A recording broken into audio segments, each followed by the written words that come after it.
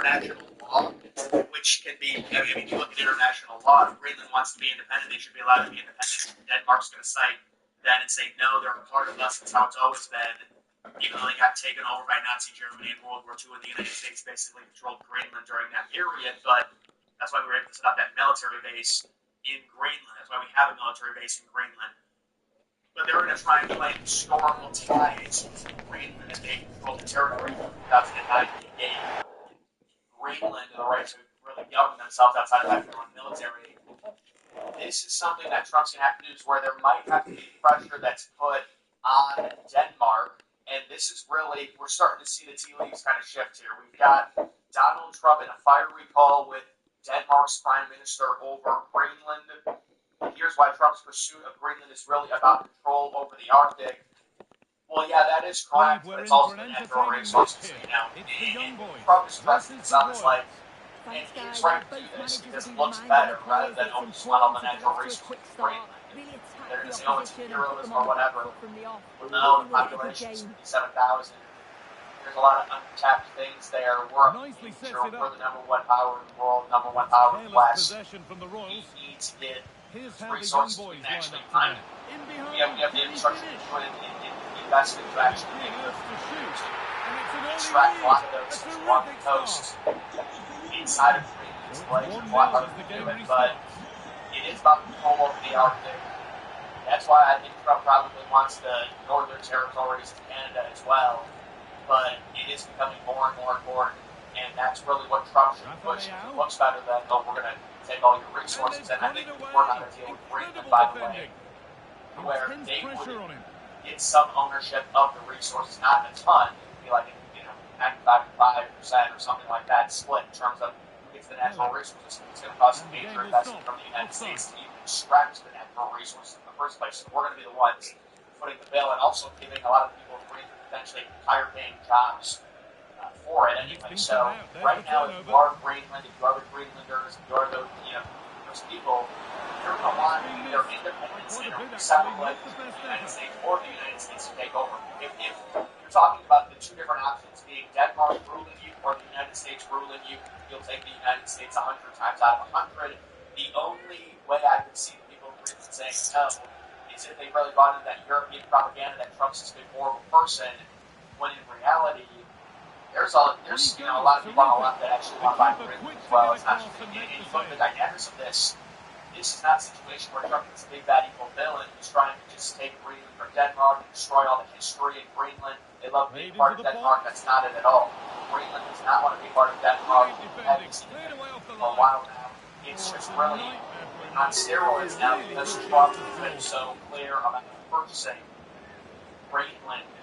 And ideally, Greenland would be able to become independent from Denmark, and then the United States negotiates with Greenland. However, Denmark cites international law and says we're not giving them up because the United States is probably going to have to pressure Denmark or give Denmark something, which could happen, which honestly would make Denmark look like the bad guys, not Donald Trump, because Greenland would rather be a part of the United States than Denmark. Anyone would, especially in a situation like this where we're going to give them significantly more infrastructure and the ability to grow their own economy and also give them more jobs to make a major investment. Denmark can't do that. They don't have the money. They don't have the GDP. They don't have the resources to make an investment into the country that the United States does. So this all makes total sense to think about it. And so if you are Greenland, we might have to do some type of three-team thing, the three-team trade where the United States gives Denmark. So if really Denmark would be giving, the United States would give Denmark something. Denmark would allow Greenland to become independent. Greenland joins the United States under the idea that the United States makes a major investment into Greenland, which will happen inevitably because we're going to need to be able to extract those natural resources. So their economy will have to get better because we will have to invest into those areas and be able to build out and mine those resources. So that's really the situation that's happening here. Trump's been clear. He says we're going to get Greenland. You got this article. Donald Trump says residents of Greenland want to be a part of the U.S. He's right, absolutely. Unless you have some crazy propaganda machine happening where Greenland is getting most of their information from Europe because Europe thinks Trump's this horrible person. Trump's a threat. This is exactly how you want Europe to think of the United States. Now you'll get this thing with these Europeans. This is what exactly what happened in Germany. Remember when Trump warned Germany about their reliance on Russia for oil, and they laughed at it, and then what happened with Russia and Ukraine, and then there was a major shortage of oil. This is what happens. They do this thing where it's like this, oh, Trump's this big dummy. That's their code. In reality, they understand that Trump puts the United States first. It's not love fest with Biden, Democrats. They have to apologize to the United States and how strong we are. Trump doesn't think like that at all, so they go into this coping mechanism where it's like, Trump's a big dummy, he's stupid, you should take him seriously. It's just one big giant hope because they hate that a leader in the United States put the United States first, which is very dangerous for them because of how powerful the United States is. It's always got to be this, we hate ourselves, and I'm more than I hate myself, I'm disgusting, we need to give Europe more things. We should not be the powerful country in the world. We should not look to expand. Sitting the biggest stage, this is natural resources and also control the Arctic. That's what this is. This is not, there's 50,000 people, 57,000 people on this massive island. All right, you have to put this in perspective. They wouldn't have won electoral vote based off the population that they had. And they're not going to be a state, they're going to be a territory, which honestly is better for a lot of places. It would probably be better for Canada as well. I'm not saying the United States is going to get Canada, but people, they think, oh, being a territory is terrible. You know, Puerto Rico likes being a territory. They get the best of both worlds. They get none of the taxes. That's why a lot of people in Puerto Rico that are wealthy, and they infuse the economy in Puerto Rico with money, and they also get protection from the United States, but they don't have to deal with taxes. Being a territory for some of these places is very advantageous, and liberals try and manipulate polls and say, well, 50% of the people in Puerto Rico want to be a state. That was a poll that was boycotted by most of the people there because they're looking the option to remain a territory. See, liberals really want Puerto Rico because they want more electoral votes. They want to Democrat senators and Democrat governor. And they're trying to manipulate the people of Puerto Rico. It's very sad what's happening. It's been talked about for a while now. And that's why they had that straw poll. And it's like, because people want to be part of it, when I want to get the state vote. Why would they want state vote? What is that? I mean, it's they would rather be independent than get state vote, if anything. But that's another story for another day. Trump says residents want to be a part of the U.S. Absolutely. Look at this. President tells reporter he believes the U.S. will take control of Ireland after reports of a horrendous call with Denmark Prime Minister. I mean, what do you mean horrendous call? Trump has said it's going to happen. What do you want us to do? I mean, these people can either accept it or they can cry, and I guess they've chosen to cry. It is what it is. You know what? They should cry when we look at what Greenland thinks of Denmark. It's not a positive thing. That's the real problem. You try to blame the United States and say the United States is the bad guy. No. What about the people of Greenland not wanting to be part of Denmark? Maybe you didn't invest enough into Greenland. And it's just a simple thing. We just got so much more money. We can protect them better. This makes total sense for everyone outside of Denmark. And maybe right after, if they really, you know, if I was Denmark, I would cite the international law. I would say, no, this is not happening. We have a storm times to it. If Trump's happening, something. Now, I guess that's what they're going to do. But understand, they look like the villains, not the United States, because Greenland would rather be a part of the United States than Denmark, because they get more protection, they get more investments, they get better jobs, their quality of life goes up. This is not hard to understand this. Donald Trump says he believes the U.S. will take control of Greenland after details emerge of a horrendous call. Trump, speaking aboard Air Force One Saturday, said, quote, I think we're going to heaven, and claimed that the Arctic island with 50,000 residents wants to be with us. I do believe Greenland will get, because it really has to do with the freedom of the world. It has nothing to do with the United States other than we're the ones that can provide freedom. So, you know, Trump is speaking to the public here, of course.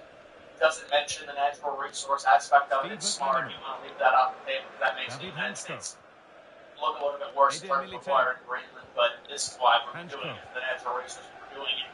Be able to, you know, be control of the Arctic. And him saying this, that's something that Greenland would probably argue against in terms of the whole freedom aspect based off of what's happening there, where Greenland basically can't rule themselves right now. They have very loose ties to Denmark, although Denmark technically still does. They are a Danish territory. It is what it is. That's why I wonder if the United States have to give Denmark something, because it's not like Denmark is really going to want to just give up Greenland, even though these smaller countries tend to be of the opinion that, if we want to be independent, you need to respect that. And so it's like the idea, okay, Greenland wants to be independent, are you going to respect that? Well, of course not. They're hypocrites. They want money. They're going to have to give up the territory. So it is what it is. So, I don't know. Maybe they will be able to get independence. Greenland will be able to get independence from Denmark without the United States having to do anything like threaten Denmark with anything, although apparently Trump has already done that, which that's because, if I was Trump, I would say, listen, these people do not want to be ruled by you anymore. You need to give them up. Things are going to get really bad. We're leaving NATO. If you, I wouldn't do that, but you could really threaten them, and then it would force all the other European countries to say you need to give them up. This is not worth it. We need the United States in NATO. I'm not saying you threaten to leave NATO, but this is because it was looking like they were like, it's going to cost $1 trillion for the United States to acquire Greenland. Well, it would cost the United States a bunch of money if Greenland. Honestly, it would probably make more sense for the United States just to launch a military exercise on Greenland if the situation was Greenland wanted to be controlled by Denmark and then you launched the military. Because, yes, it would cost a lot of money, but the thing is, the people of Greenland either want to be independent or they want to be a part of the United States. They're saying they want to be independent, but they know they cannot function themselves without getting help from someone, and so they'd rather have help from the world superpower. And then that's a separate negotiation between Trump and Greenland in terms of Greenland becoming a U.S. territory versus there being some type of relationship to where, worst case scenario, the United States gets military bases there, gets a full military presence, and also is able to extract natural resources, but technically Greenland is still independent. But basically a U.S. puppet state to Greenland, or the United States outright just requires that maintained as a U.S. territory. So that's really the situation. And now, there's a horrible phone call to Denmark. They're finally realizing they're very likely going to have to play their hardball, and they're going to be viewed as villains in the international community. Well, no, they're not going to, because they're the smaller country. The smaller country is always a hero. But they should be viewed as villains. Understand, if you're interpreting this correctly, Greenland is not part of Denmark. Denmark is holding Greenland because they want money from them. That's selfish. That's on them. That's not on the United States. Trump came in, yes, but natural resources, look at the railroads, it's very important. To extract those and control them, because right now China has monopoly over them. So we can do that because of the land of Greenland. And they're the ones that are holding Greenland. We're not doing it. Greenland would rather be a part of the United States because of everything we offer. The massive quality of life improvement, every expert admits it. So they really want to be a part of the United States. And Denmark is the one holding them. The international community needs to agree that Denmark needs to give up Greenland and allow them to become independent and negotiate directly with Greenland. And I think that's what should happen, and the UN should see that and understand. They've had votes, they've had public opinion polls, they've had the leaders in Greenland. Yes, they all came out and said they don't want to be a part of the United States. But I think it's more so a hardball thing where they're going to do a direct negotiation with the United States. You don't just tell the U.S. we want to be a part of you. You say, you want to be independent, but if you offer us a lot of stuff, you can have some territory, basically. You make a huge investment into our land. And they're agree to defend us and everything like that. So you see how it's a negotiation. So of course they're going to come out to the negotiation back and say, we don't want to be a part of the United States. We also don't want to be a part of Denmark. They're just trying to play hardball. They want the United States to invest into the land. And so I think that's what's really happening here. So this should be something that we'll see what Denmark ends up wanting. I'm sure they'll play hardball. But if you're interpreting this correctly, because Greenland is not going to be part of Denmark, under those smaller countries and what they always say about respecting independence with smaller countries, they should allow Greenland becomes independent because Greenland says we don't want to be ruled anymore by Denmark. In the year 2025, they should respect that, but watch them demand money from the United States in order to do this and facilitate it. That's why Trump's threatening things against Denmark, because I would presume Denmark is saying, no, we're not giving them up, even though they want to be independent from Denmark. Oh, here we go, free kick given. So that's probably what's happening. This thing hasn't seen for this video mission following on actually, that's always been true. Ladies and gentlemen, today we're going over MLB stadiums, specifically talking about 4 current situations, 4 teams. And he'll take this on, and it's just off target. Well, that's not far away. He gets a great connection on it, over the wall, but just doesn't dip in time. It's cleared, and they can breathe easier. Oh, ho, ho! That has flown into the net. What a strike! A superb volley. Good work to beat the challenge. Goes for goal. And that is one heck of a hit. It's flown past the keeper. Oh, that's been won really smartly. Good ball in behind. Well, speculative effort. Oh dear, it's a miss. It's an effort he won't want to see again. Last hurdle in terms of the release of Brendan Aqualand, Tropicana Hotel had been knocked down, and construction start as early as April for the state. Good vision. Well, they've scored, reducing the scale of the defeat, if nothing else. First time we saw inside the stadium, it's very Eder Militao. And on to Hampshire. But we'll have a massive window out beyond us. Nemanja Vidic.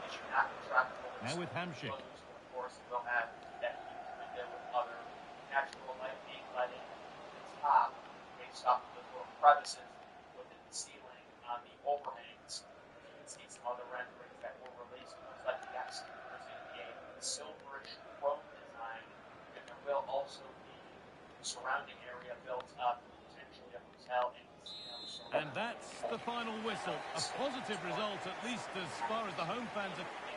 So this is happening by 2028.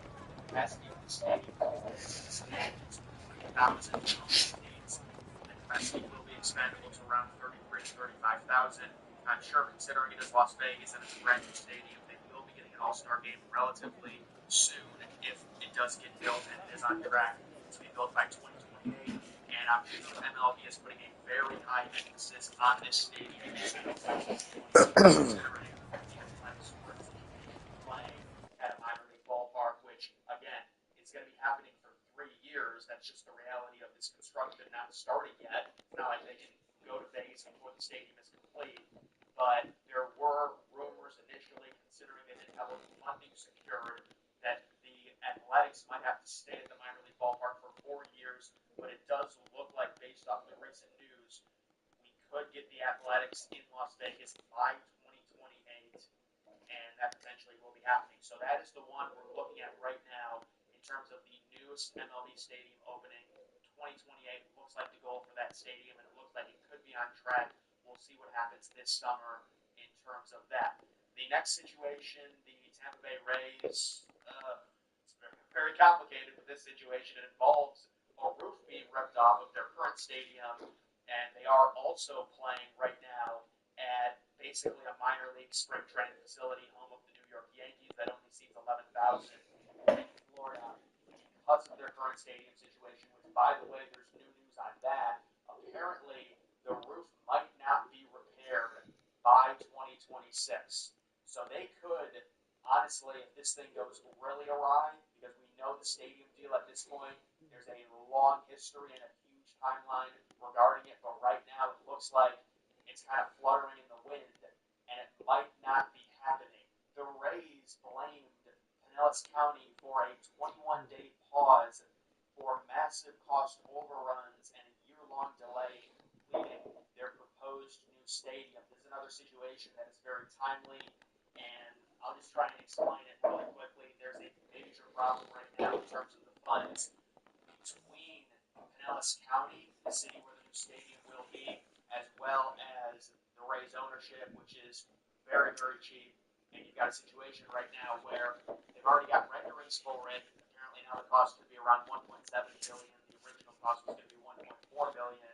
So that also is another problem in terms of it costs an extra 300 million. But on top of all of that, you're dealing with Tropicana Field getting its roof ripped off because of a hurricane, and then potentially having to spend around 60 to 70 million dollars just to repair that alone. The problem is you're only going to be going back to Tropicana Field if it does ideally get repaired within a year, because it's been confirmed they will be playing at this spring training facility for all of 2025. If they do repair the roof, they're only going to be using that new roof for possibly 1 year or 2 years. You're talking about 2026, 2027, they would be playing back at Tropicana Field under the repaired roof, and then they would move into this new stadium, which is part of a bigger $6 billion gas plant district mega project with surrounding areas, restaurants, residential, the whole 9 yards. So this is a very time-sensitive situation. I do think I've thought since it came out that this stadium deal was almost completely dead, I thought they would for sure be moving to Nashville. That was just my opinion. But even if that happens, Nashville needs a new stadium themselves. So something is going to have to be worked out within the next year so the Rays don't continue to play even at Tropicana Field, because Tropicana Field is terrible. We know it's one of the worst MLB stadiums at this point. Now that the Coliseum's not around, it is the worst MLB stadium.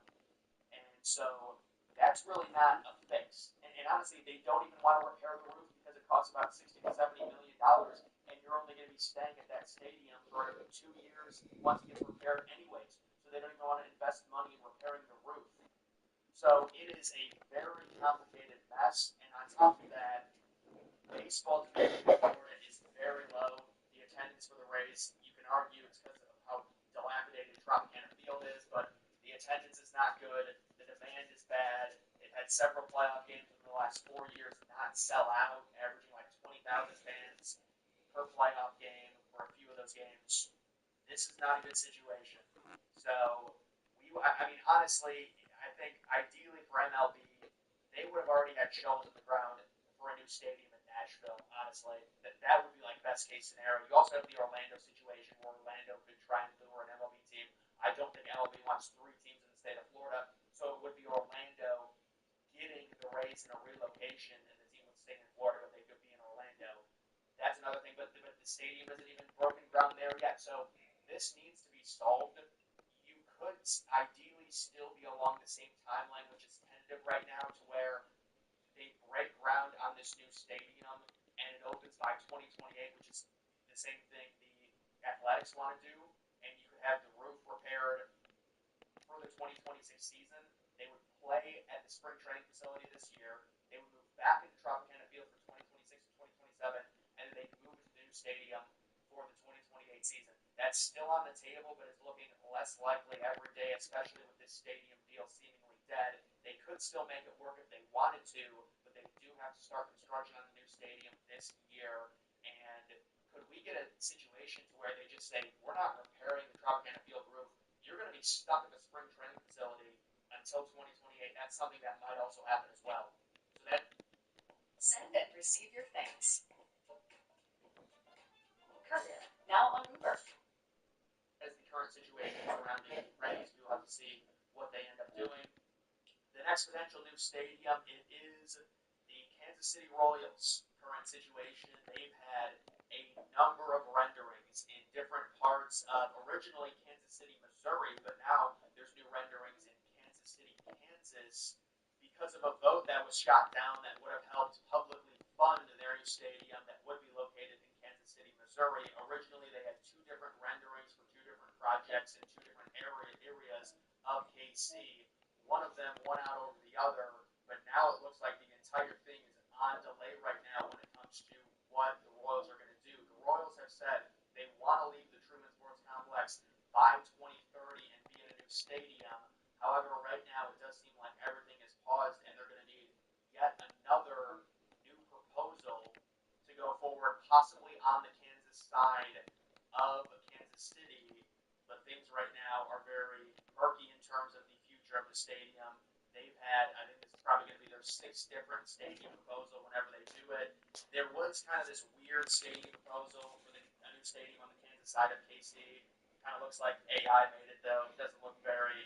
I mean, what I can say about the Royals' new stadium, it's probably going to have limited capacity, probably around 35,000. They will be incorporating the waterfalls, and they will probably be having like a crown scoreboard, which is pretty cool. But they've just had some big issues in terms of the location of this stadium, especially with the public vote that got shot down in terms of funding it, partially around $1 billion in public money. That was a bit of a hurdle that they're going to have to overcome now in terms of this new stadium. I would imagine they're probably going to be getting a new stadium by 2030 at the absolute latest, but their current situation is very bogged down. And then the 4th and final team that currently has renderings for a new stadium, it is the Chicago White Sox, who would be moving out of Guaranteed Rate Field and possibly into a stadium in the South Loop development known as the 78. And they built like a temporary field there, I think, to mimic what the skyline would look like for a stadium. It's kind of like a selling pitch, which is pretty cool. The new stadium that they want, very limited capacity, around 30,000 total seats, kind of a smaller outdoor stadium. Doesn't surprise me at all that the White Sox want to move. Obviously, the White Sox have had some serious problems just in terms of being like the worst team, one of the worst teams in MLB history. So that's really not going to help. Their ownership is not liked. They had a situation before they built New Comiskey where they were almost going to move to Florida. They ended up striking a deal at the last second. Could we see a similar thing here with this White Sox new stadium? It is possible. However, I also think you could be dealing with a relocation threat when it comes to the White Sox. Where would they relocate to? I'm not exactly sure. But when the lease is up in 2029, 2030, they will either have to get a new lease, which, I mean, it'll probably be temporary because it doesn't make sense to stay at their current stadium based off of the location, based off of it being not a good facility. I guess you could renovate it, but it's mainly the location is the problem, I think, in terms of that. But when I look at a potential move, it wouldn't shock me if the White Sox move somewhere else if they're not able to get enough funds for this new stadium that they want in a very good area, surprisingly undeveloped area with a really good look at the skyline of Chicago. And it looks like a nice stadium. So we will have to see if the White Sox secure the funding. If they ask for significant public money, it could be a big problem, though, considering in the city you also do have the Chicago Bears with their new dome stadium where they're asking for a significant amount of public money as well. And you already do have another MLB team, the Chicago Cubs. So it wouldn't shock me at all if they did move out of Chicago. When you're looking at these 4 situations, I think the Rays could move, and I think the White Sox could move. I think the Royals are going to stay, but those 2 teams could certainly move. And then obviously the Athletics are already on the move as we speak. So those are the 4 main stadium situations. They are very murky outside of the Athletics one. I mean, the Athletics one, it seemed like it potentially wasn't going to happen, and maybe Sacramento would just keep the team indefinitely. But it does seem like that will be happening, and they will be moving to Las Vegas. So, guys, that's going to do it for this video. Make sure you follow me on X. Link to that's always in the description. Well, ladies and gentlemen, there are some very interesting happenings going on here today. Maybe a little bit of a political chess or business chess, if you will, between Donald Trump and Colombia and some of these countries that do not want to accept their illegal immigrants. Many of them, I think at this point, pretty much all of them, at least Tom Homan said, were criminals. Right now, they are targeting criminals. They're trying to deport and remove as many people as possible that are the most dangerous to the country. That's why the immigrants, in terms of the deportations, are going slow right now, because they're targeting specific people. Then they're going to widen it and really start deporting more in a few months. This was always the plan. And now we've got the president of Colombia, as Trump is deporting and sending these planes away. It's a 24/7 process. And it's plane every hour. We've got the president of Colombia saying, no, we're not going to take our illegal immigrants back. Well, it looks like because Donald Trump threatened them with a 25% tariff, which would have destroyed their economy, they've decided to say, hey, you know what? We cave in. We'll do it. And something similar happened to Mexico. They immediately caved in when the threats came, at least when it comes to accepting back their illegal immigrants that were in the United States illegally. Again, these are the type of people that commit crimes. That's who they're deporting now. This is just phase 1 of the entire deportation process. There have been people saying Trump doesn't have the necessary infrastructure to do a wide-scale multi-million person deportation operation. We're going to see if that ends up happening. But you've also got, this was a very strange thing, the Colombian president, after caving in, and everyone thought this was a major victory for Trump, and pretty much I would say no matter what, it is going to be a victory for Trump, but you have the Colombian president coming back and saying, we're going to hit you back with a 25% tariff, or I think it was 50%. Yeah, it was 50% tariff, and your coffee's going to cost a ton and everything like that. Meanwhile, the United States is like 8% of their coffee from Colombia. They're so much more reliant on us than we are them. I almost think this is coming from other countries telling Colombia to play hardball with Trump because they're threatened by Trump and they don't want Trump to run over everyone like he's been doing. This makes no sense for Colombia.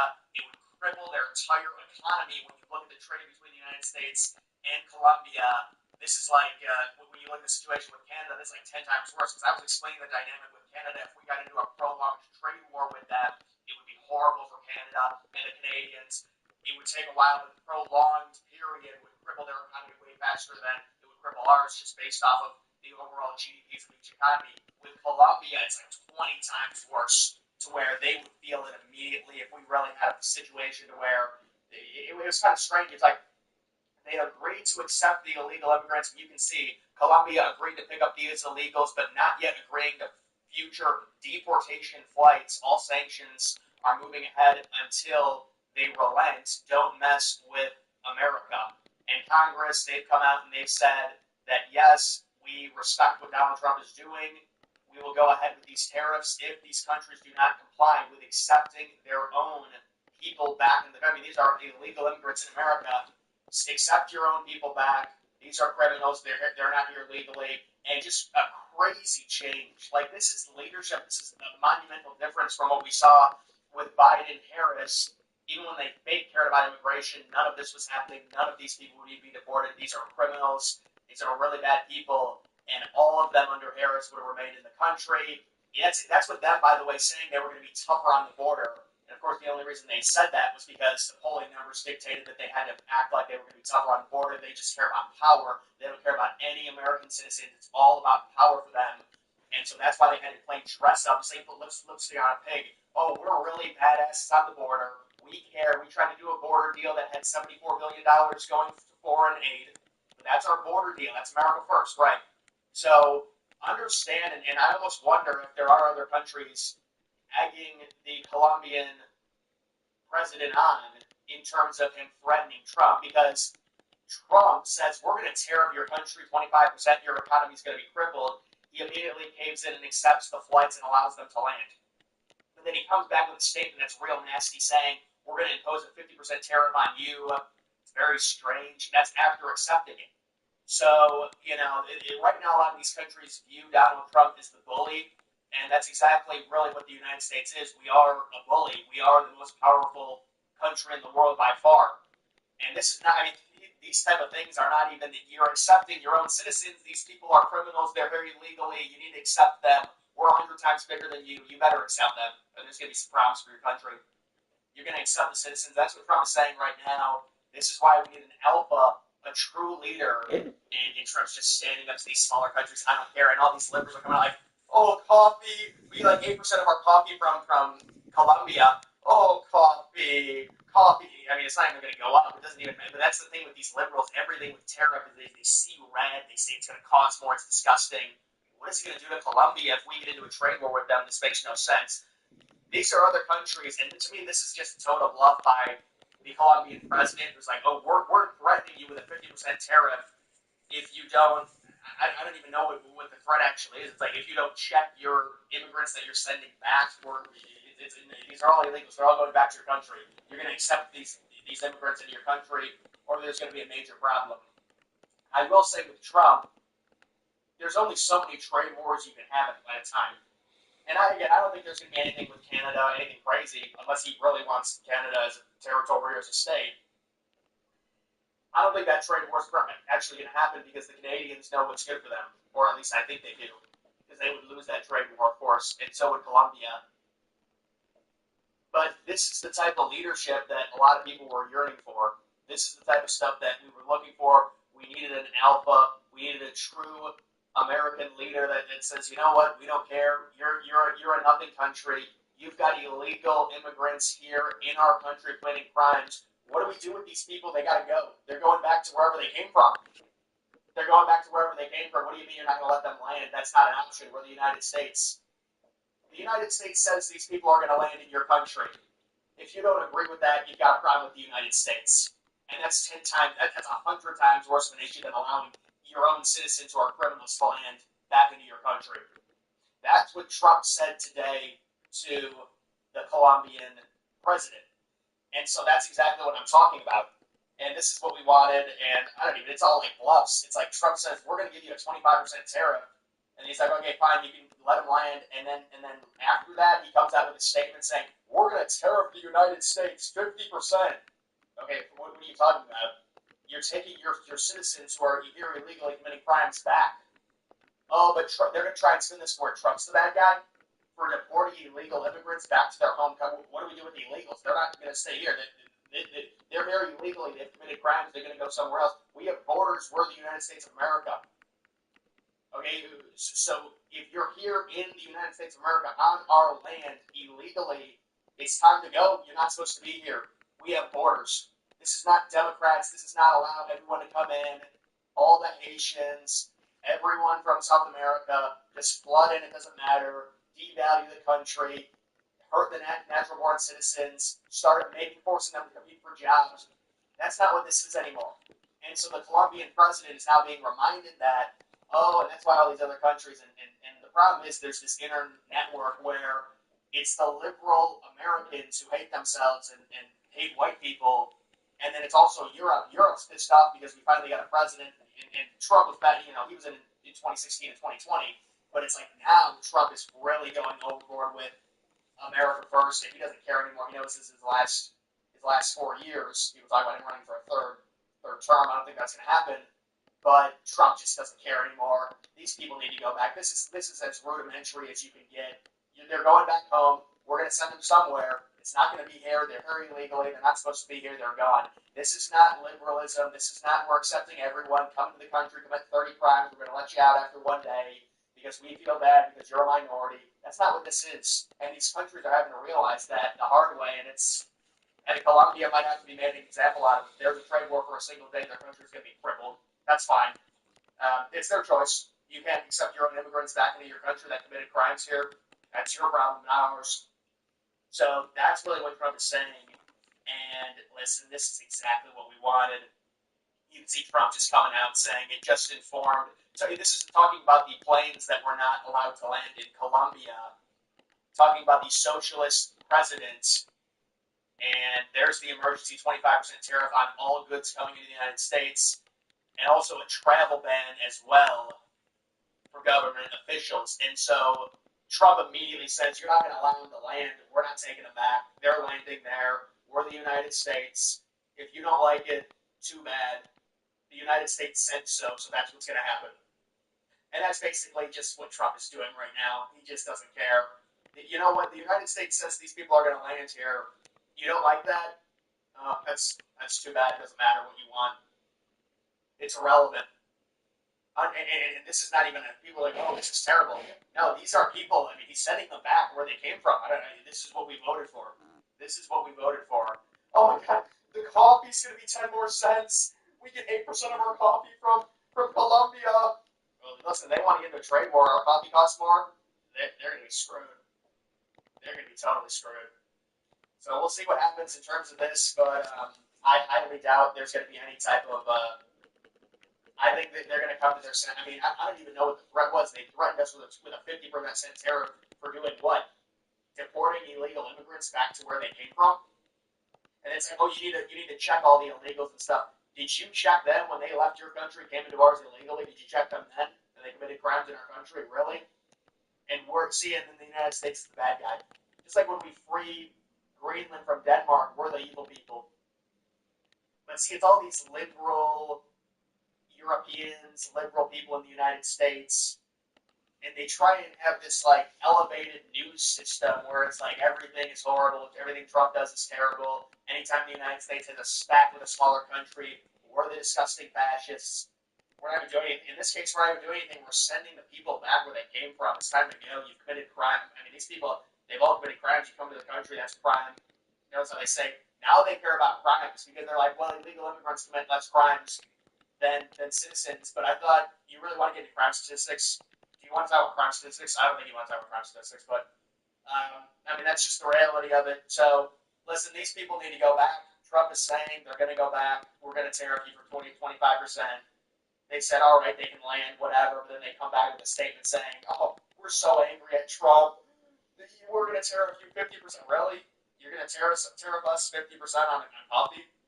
And coffee's going to cost more in the United States, and you really want to do this? I mean, this is like 10 times worse than a Canada trade war for Colombia. This is all just bluffing. And that's why we like Trump so much. He understands it because he's a businessman, and he can see through it. So guys, that's just the current situation. But either way, that's going to do it for this video. Make sure you follow me on X. Link to that's always in the description. They're reviewing it. I'm like, whoa, hold on. What are we reviewing? This is obvious. He got it. From the money. Truly feel horrible for Burrow, Lamar, and Allen. They were basically those NBA legends that played during the Jordan era. Ladies and gentlemen, boys and girls, hope all of you have a great Sunday night. Hope all of you have a great into your weekend. If not, hope this video can make it a little bit better. Man, oh man. I know why we're here. You know why we're here. We're going to talk about this Chiefs and Bills game. Can you believe it?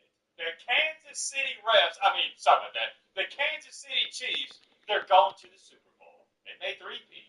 I guess we'll have to wait and see what happens there. First things first, before we even get going, and this is going to be your warning disclaimer, more than likely in this video, I'm going to go on a rampage, tangent, whatever you want to call it. I'm the last person to blame the refs. The reason for that is because I think it's a loser's mentality. The only time I'm going to bring up the refs in an argument as to why a team won or lost the game is if I really and truly believe, like, the refs, they rigged the game or anything like that. And I'm not going to divulge into this too much, but there is a running conspiracy theory with the Kansas City Chiefs, Patrick Mahomes, and the NFL, because a lot of people think it's better, and I even think it is reality. The NFL makes more money if the Chiefs continue to go to these Super Bowls and win more games. Like I said, different video for a different day, but if y'all do want to see that, let me know in the comment section. It's been a while since we've done a conspiracy theory video on the channel. For those of you who don't know, your boy Matt loves a good conspiracy theory. I can talk about those all day. But for now, at least, we got to talk about how this game unfolded. And if you want me to recap the Eagles and the Washington Commanders game, well, we can do that too. The Eagles are just better than them, and they won by 30. Period. The end. So yeah, there's your recap for that. With that being said, let's get on to the Chiefs versus the Bills. We have new viewers coming to the channel every single day, and some of you watch this video, you might just stumble across this video on your YouTube recommended feed. You're like, hey, I'll check this out, and thank you for doing so. I hope you enjoy your time here. And for all the new subscribers and new viewers, let me enlighten you on something, and all the day ones and OGs, y'all know this. This is mainly a college football channel. I'm sure that we need to say this. The past couple of weeks, we made a couple NFL videos, and a ton of you in the comment section were saying stuff like, holy crap, Matt's making NFL videos? These must be really important. Hence, because we don't do it a lot. I'm letting you know this at the beginning of the video so you have some context. I like watching NFL. Do I love it as much as I love college football? I don't know about that. College football is always probably, and more than likely will be, number one for me. But I am an avid NFL watcher / viewer, and the older I've gotten, the more I've really started to pay attention to it. It's as simple as this for me. I like watching great football, and if you like watching great football as well, I don't know how you weren't looking forward to this game as much as me myself. The last time in the NFL I was this excited to see a matchup, you got to throw it all the way back to when the Atlanta Falcons played Tom Brady and the Patriots in the Super Bowl years and years ago. The reason I was anticipating this game so much is for 3 reasons. Number one, you got 2 of the best quarterbacks in the league going at it. You got 2 of the best teams in the league going at it. And last but not least, you got 2 of the best storylines in the league going at it. If you don't know what I'm referring to when I say storylines, well, storyline number 1 is Kansas City Chiefs. They're going for a 3-peat. Not too much more to say there. Storyline number 2, Josh Allen, he can't get over the hump. He's been great all throughout his career, but he can't beat the dang Chiefs. That's storyline number 2. And I know this game didn't turn out how Bill fans wanted it to, but I'm telling you, from an outsider's perspective, unbiased opinion, this game lived up to my expectations I had for it. This game was awesome from start to finish. And what's so beautiful about this game we call football is when you don't have a horse in the race and you just sit back and appreciate greatness, and that's what I was doing, it makes it 10 times even better. I'm not going to sit up here and glaze them too much because I know you guys are tired of everyone doing it on social media and all the announcers, but that Patrick Mahomes kid, does he ever have a bad game? And I was thinking about this throughout the game. Even if Patrick Mahomes doesn't win this Super Bowl, he already has a legit conversation argument for him being the greatest quarterback of all time. And I love me some Tom Brady. He's still right now the GOAT, but you got to think about it. Patrick Mahomes, he's just about, what is he? Is he 29, 30 years old? He's already got 3 Super Bowls. He might get up 4. He's phenomenal, played great in this game. And on the flip side of it, you got who I was rooting for in this game, just because I want to see him get over the hump. You got Mr. Josh Allen. Josh Allen and the Bills have been great the past few years, but it's as simple as this, guys. They can't get over the hump. They can't beat the Chiefs in the postseason, and it always comes down to the wire. I want to tweet this out. If you don't follow me on Twitter, feel free to do so. I feel terrible for the guy, and he played great again in this game as well. If Dalton Kincaid catches that one at the end, kind of getting too far ahead of myself here, they're in field goal range, and worst case scenario, you're kicking the field goal, but they're at the 30 with what, like 2 minutes to go? Josh Allen did his part. You cannot put this loss on him. Going back to why I said I feel so terrible for him. Come on, man. Doing it brand new around here. Y'all know how we base success. It's in the postseason how you perform, and also how many championships do you have, or if any. Truth of the matter is, you see with Lamar Jackson, people don't care how many MVPs you win in the regular season or how many touchdowns you throw in the regular season.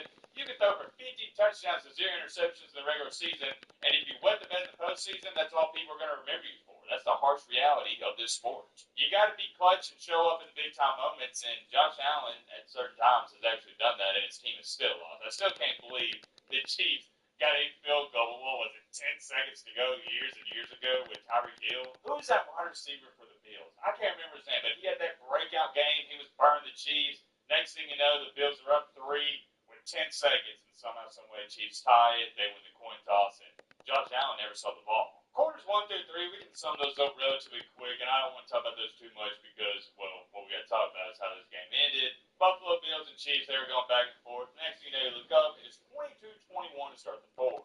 The Bills got it on about roughly the 40 and a half, and they need to get to the 40 to get a first down. It's 4th and inches, and you know what play I'm talking about, and you know what we're about to get into. Josh Allen proceeds to do a quarterback sneak, and this is how obvious I thought it was that he got a first down.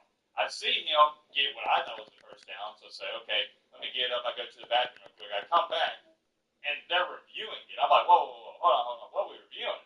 This is obvious. He got it. Even the announcer said, word for word, you can't make this up. I think he got it. And here's what's so weird about this. You see this official on the far side coming in. I'm going to circle him for you right here.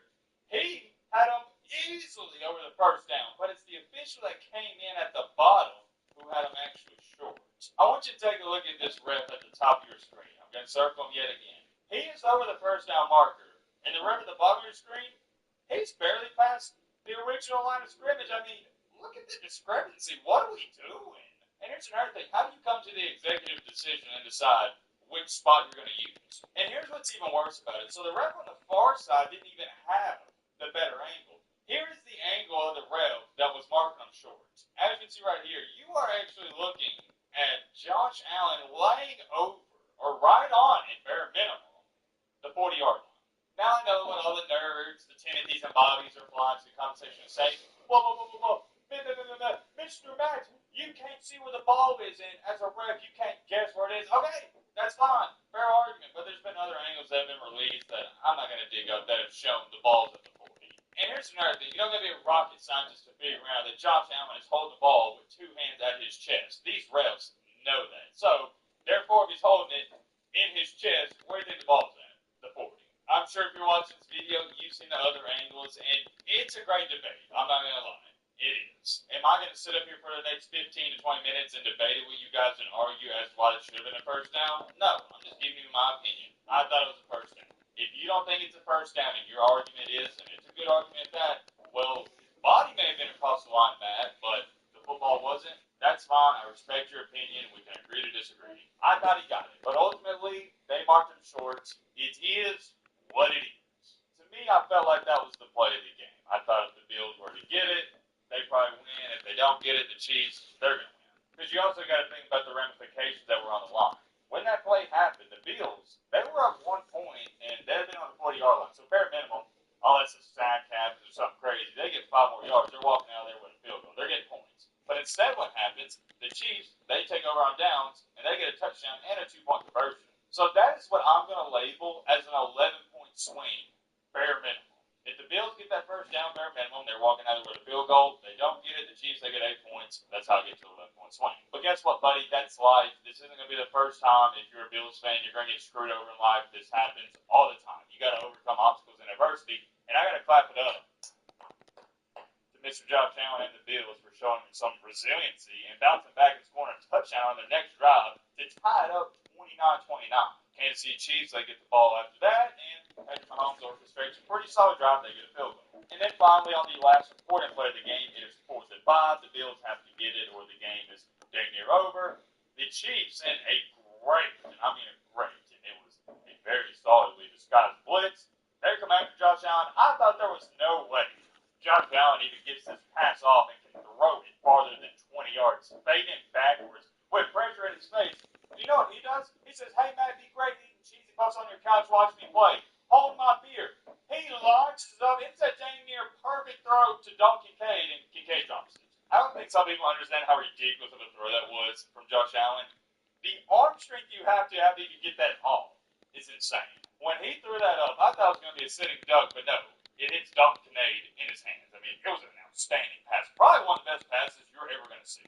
I mean, Don Kincaid was quite literally just waiting on it. He was sitting under it like it was a punt return. He judged it terribly, and on top of that, he dropped it. Now, am I going to sit up here and label that as an easy catch? Heck to the no. But I'm going to tell you this much. That is about as routine as it gets for an NFL player. It's routine. And what makes things even more interesting is, if he does come down with that, the Bills have the ball at about the 33, 34-yard line, and they're already in position tied up. Who knows? They may go down there and get a touchdown and win the game. But, of course, he didn't catch it, so there's no reason to even talk about that too much. However, the game wasn't officially over right there. The Bills had not one, but 2 opportunities to stop the Chiefs and get the ball back, and they failed to do so. Got to give credit to Andy Reid and Patrick Mahomes for converting that 3rd and 9, because if they don't, Josh Allen was going to get the ball back with roughly 50 seconds to a minute to go. Remember, you only needed a field goal to get to overtime. All in all, it was a fantastic game. One of the best games I've ever watched. I know I've said it 1,000 times. I'm going to say it again. I feel awful for Josh Allen. Someone wrote in the comments, the NFL got the Super Bowl matchup. They won it. This is spot on the money. Truly feel horrible for Burrow, Lamar, and Allen. They are basically those NBA legends that played during the Jordan era. Here's the last thing I'm going to say when we went up the video. I thought this year in the NFL, I know the Lions, they had the great record, and the Vikings wound up going where they go 14-3. There was some other good teams. But I firmly believe the Buffalo Bills were the best team in this league, and I thought they were going to win the Super Bowl. I had that gut feeling the entire season. It just felt like the season. It felt like everything was lining up for Josh Allen and this team. But here we are, so I guess I was wrong. Not the first time. Many more things I can say when another video here. I'm curious to know your thoughts down below. So it has been quite a long time since we last checked in on Bobby Althoff. Around a year and a half ago, I actually declared her the biggest industry plant I'd ever witnessed hit the podcast scene. Hi guys, welcome to the Really Good Podcast with your host Bobby Althoff. Basically, this woman came out of nowhere and had some huge guests like Drake, Mark Cuban, and other celebrities on her show that she dubbed the Really Good Podcast. I think my mom named me after a lawyer, which always kind of like rubbed me the wrong way. Within a week of the Drake interview, Bobby was being represented by one of the top talent agencies and getting mainstream publicity. For this reason, people began to call her an industry plant because the only content that she had made online before this was essentially a spoof of mommy blog and TikTok content, where she did garner millions of followers, mainly moms all around the country who liked her sarcastic brand of humor. There is nothing more embarrassing than walking around with one of these. Everyone knows how it got there. You know what you did. She claims that she parlayed this TikTok career into another career in podcasting after she offered her followers $300 if they could get a celebrity to come onto her podcast. There's like a finder's fee, right? You say if Yeah, you get a celebrity, yeah. I will pay you $300. Yeah. She says that this offer led to the episode with Funny Marco, which would in turn lead to her being in bed with Drake. You can picture her to be like the slightly more successful Hawk Tuah girl. To me, their careers actually draw a lot of parallels to each other, but one had to tell the world her methods for sucking dudes off before she got thrown into the belly of the industry matrix. You know, they both had that type of lightning in a bottle rise to fame that left onlookers saying, damn, this world is getting really dope. But to be fair to Bobby, she does seem a lot more intelligent than Hawk Tuah. Hot too. Hot too. Hot too. Say it, Griffin. Like hot too. Whatever happened to that chick, by the way? Anywho, I'm gonna go to bed, and I'll see you guys tomorrow. I guess she's still asleep. And with Bobby having such an astronomical rise to fame in such a short period of time, and the fact that most people felt like she was directly biting her entire deadpan comedic style from Funny Marco himself, she started to get a lot of ridicule online. I don't think it helped that she missed her son's birthday party to be there in bed with Drake that day. I flew all the way here You did, I really do. on my daughter's first birthday. I wasn't even bringing that up. You missed your daughter's first birthday. To be here. Dark. Dark. Regret that you'll never be able to undo. Yeah. Horrible parenting.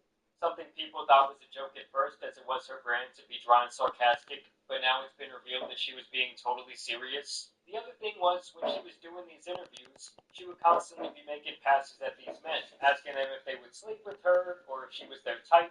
Am I your type? I'd do it. Thank you. Would you date someone that looks like me? Something that is not only strange to do as an interviewer, but also it got even more wild when people found out that she was still married. Strangely enough, the dude would actually file for divorce the very same month the Drake podcast came out, which led to quite a bit of speculation online. I'd do it. One thing I will say is that she was way ahead of her time when it came to the Drake mistreatment, deleting their interview right after it started going viral, and hating at his concert.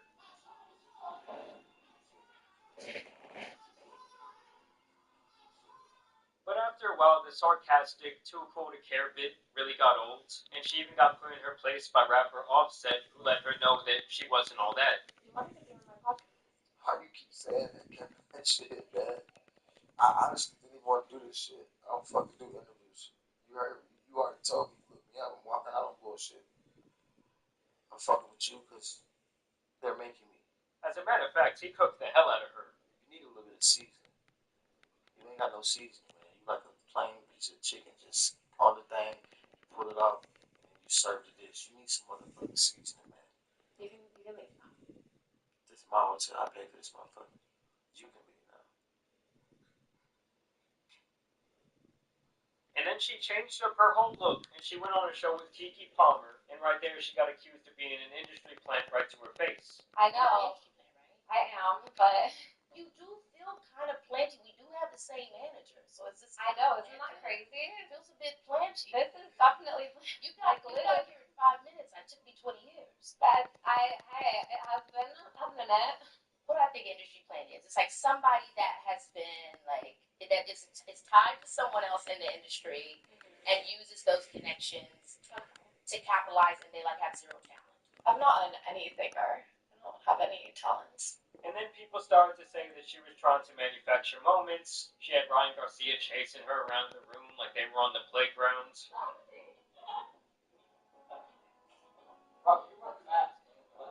He would later tweet out that they had this intimate situation after that was recorded, and she continued with this reputation that she was kind of being bounced around the industry. You got some questions? Let's read people's messages, not get cringe-worthy. Let me read your messages. No. I don't like I'll let you read one message if you let me read one message. I delete all my messages. Are you reading? I do. You don't. You keep your I'll messages. delete my messages. You keep yours. People that delete their messages are cheaters. I'm not a liar or a cheater. I hate liars. And I feel like relevancy-wise, she kind of just came and went, and honestly, Hawk Tua kind of took her spot online. Nowadays, Bobby's channel and TikTok are mainly inactive, and the last couple of podcasts only garnered a small percentage of what she was averaging only a year ago. And I actually put myself through absolute agony by watching over an hour of Bobby being interviewed by Forbes and Wired magazine. Bobby Outlaw, the deadpan podcast host America can't get enough of. Wow, a whopping 10K views. America just can't get enough. Obviously, her publicist got her this opportunity, as a lot of celebrities and online talent alike do this type of thing, so they can still try and seem relevant to their sponsors and other people kind of pouring money into their careers. Now, before we get into all the out-of-touch things she said during these interviews, I did want to tell you guys about today's video sponsor. Some of you already know my coworkers, Lola and Delilah, who frequently make cameos in the back of my videos. Both were actually rescued off the streets of San Antonio and Eagle Pass before I adopted them. Needless to say, these dogs are family to me, and part of them being my family means feeding them right. But Lola has food allergies that have led to expensive vet bills, and Delilah has had some issues with her weight in the past. But with the sponsor of today's video, Sundays for Dogs, I can rest assured that they are being fed quality ingredients that they actually enjoy. Usually, healthy dog feeding habits require a lot of time, money, and preparation, but Sundays is actually an air-dried, human-grade dog food with a beef jerky texture.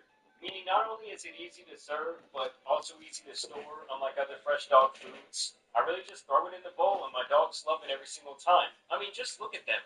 Now Lola isn't itching and Delilah's weight is in check. In fact, the vet just said that she had obtained the ideal body for y'all's information. And I want to give your dog a chance to try Sundays, so I have a special offer just for you. 50% off your 2-week trial of Sundays at sundaysfordogs.com/Jamari, or you can always just use my code Jamari at checkout.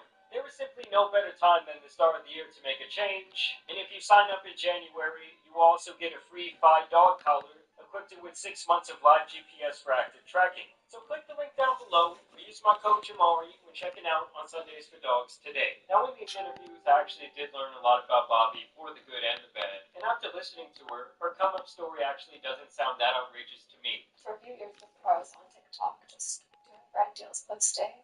But she is honestly just not very likable. Coming up, she claims that she was posting 5 to 10 TikToks per day for years, where she routinely raked in millions of views, followers, and hundreds of thousands of dollars per year. But my goal for the first year of once I started getting views and getting followers was that every single day I had to have one video that I posted that got a million views. So I would keep trying and trying and trying. Now, using the Wayback Machine, I can see that her numbers do pretty much align with her story, but I do still think that after the Drake podcast, they really tried to make her this big thing, and it just kind of burns out and then fell flat on its face for the same reason that industry plants in the music sector never stay hot, because the fans they garner are so incredibly generic and fickle that they would just move on to the next trend like nothing. And one thing I did find very interesting in these interviews was the insistence that she has always been driven by wanting to be famous. I've always wanted to act or have some type of leg in Hollywood kind of. So I felt, my family always says, but if anybody in our family was going to end up where I ended up, it would be me, because I was the most driven towards that. And even more by wanting to be rich. How'd you become an influencer or creator?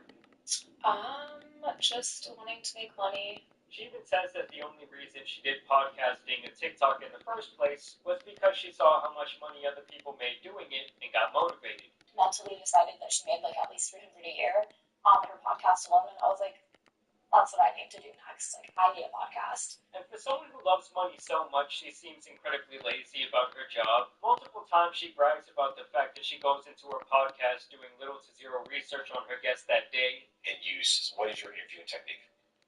Just no research, show up, and ask questions. I was researching how he interviews people, and I was like, oh god, this is a lot of work. Let me just go ahead and notes. It's so much work. Keep in mind she's doing this in the face of 2 career journalists who do not look very amused. Is the notebook just for show? Because you kind of have it open with paper on top of it. This is just my method. Okay. This is my method. I'm a journalist, so I have my method. I was making around like $250 to $300 a year. 1,000. Yeah. From brand deals on TikTok. And 250 is great and all, but it's hard to come up with content with just me every day. $250,000 a year as an annual income is great and all. Yeah. It's great. It's great.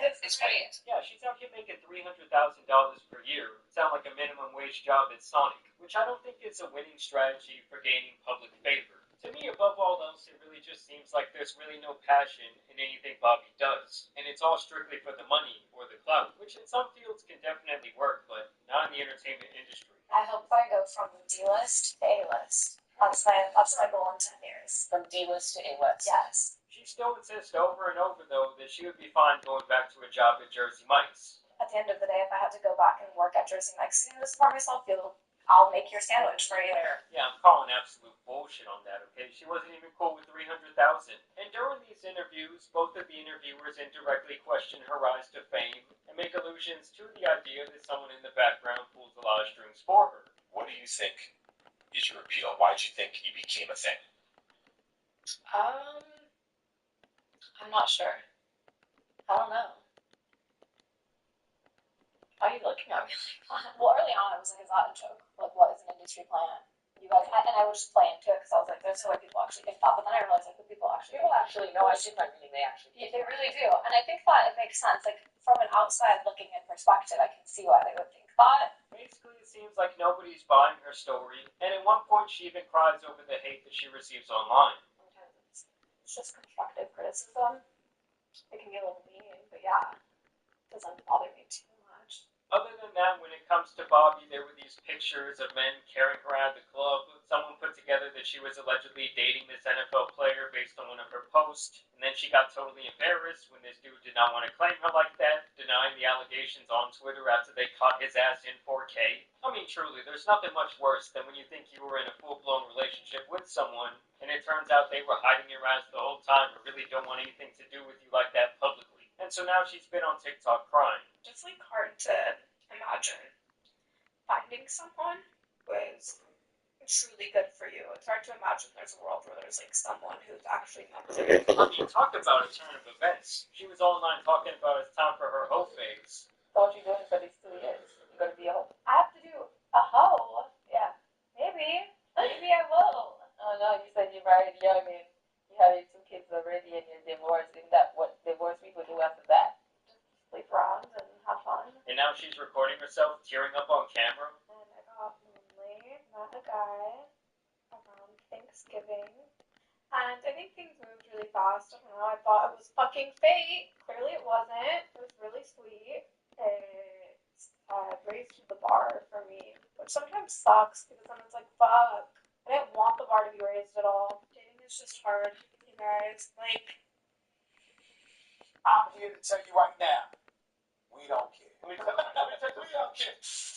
I don't know, I always just think it's an interesting case study to see how quickly these individuals fall out of favor with the public. For her and the Hawk Tuah girl, it was like trying to live in a house with no foundation, like that bitch is up on stilts. All it really takes is a little adversity to knock that shit down. And listen guys, I truly think Drake owes this chick a room in his compound. Like if he had not laid up with her in bed and put her on the map, this all likely would have never happened. Maybe Kendrick wouldn't even have dissed his ass. Maybe he was at home on his laptop and this is what sent him over the edge. He knew at this moment that Drake was not like him. In all seriousness though, Bobby seems alright, but as far as her maintaining a career online, I just don't really see the longevity here, given her motivations are all wrapped up in clout, material possessions, and greed. Not to even mention the fact that it seems like she couldn't really give a damn about her podcast or producing it in a better way. But I want to know what you guys think about this latest Bobby Althoff update down below. I also want to thank Sundays for Dogs for sponsoring today's video once again. But as you guys know, it's been your boy the Tan Superman, and some other industry plants out here need to be covered. So I'm out. Peace. How did you become an influencer or creator? just wanting to make money. AT&T business, you can live chat with customers from wherever. Okay, great. I'm leaving right now. Yeah, see you soon. There's certain unspoken truths in football, right? Everybody looks at managers and they assume they can do that job. I mean, and we all fall for it. I make videos about Football Manager, or Sealand makes videos about Football Manager, and I kind of just, maybe I've used AI to steal his likeness. Is that how this channel got started? I don't even know.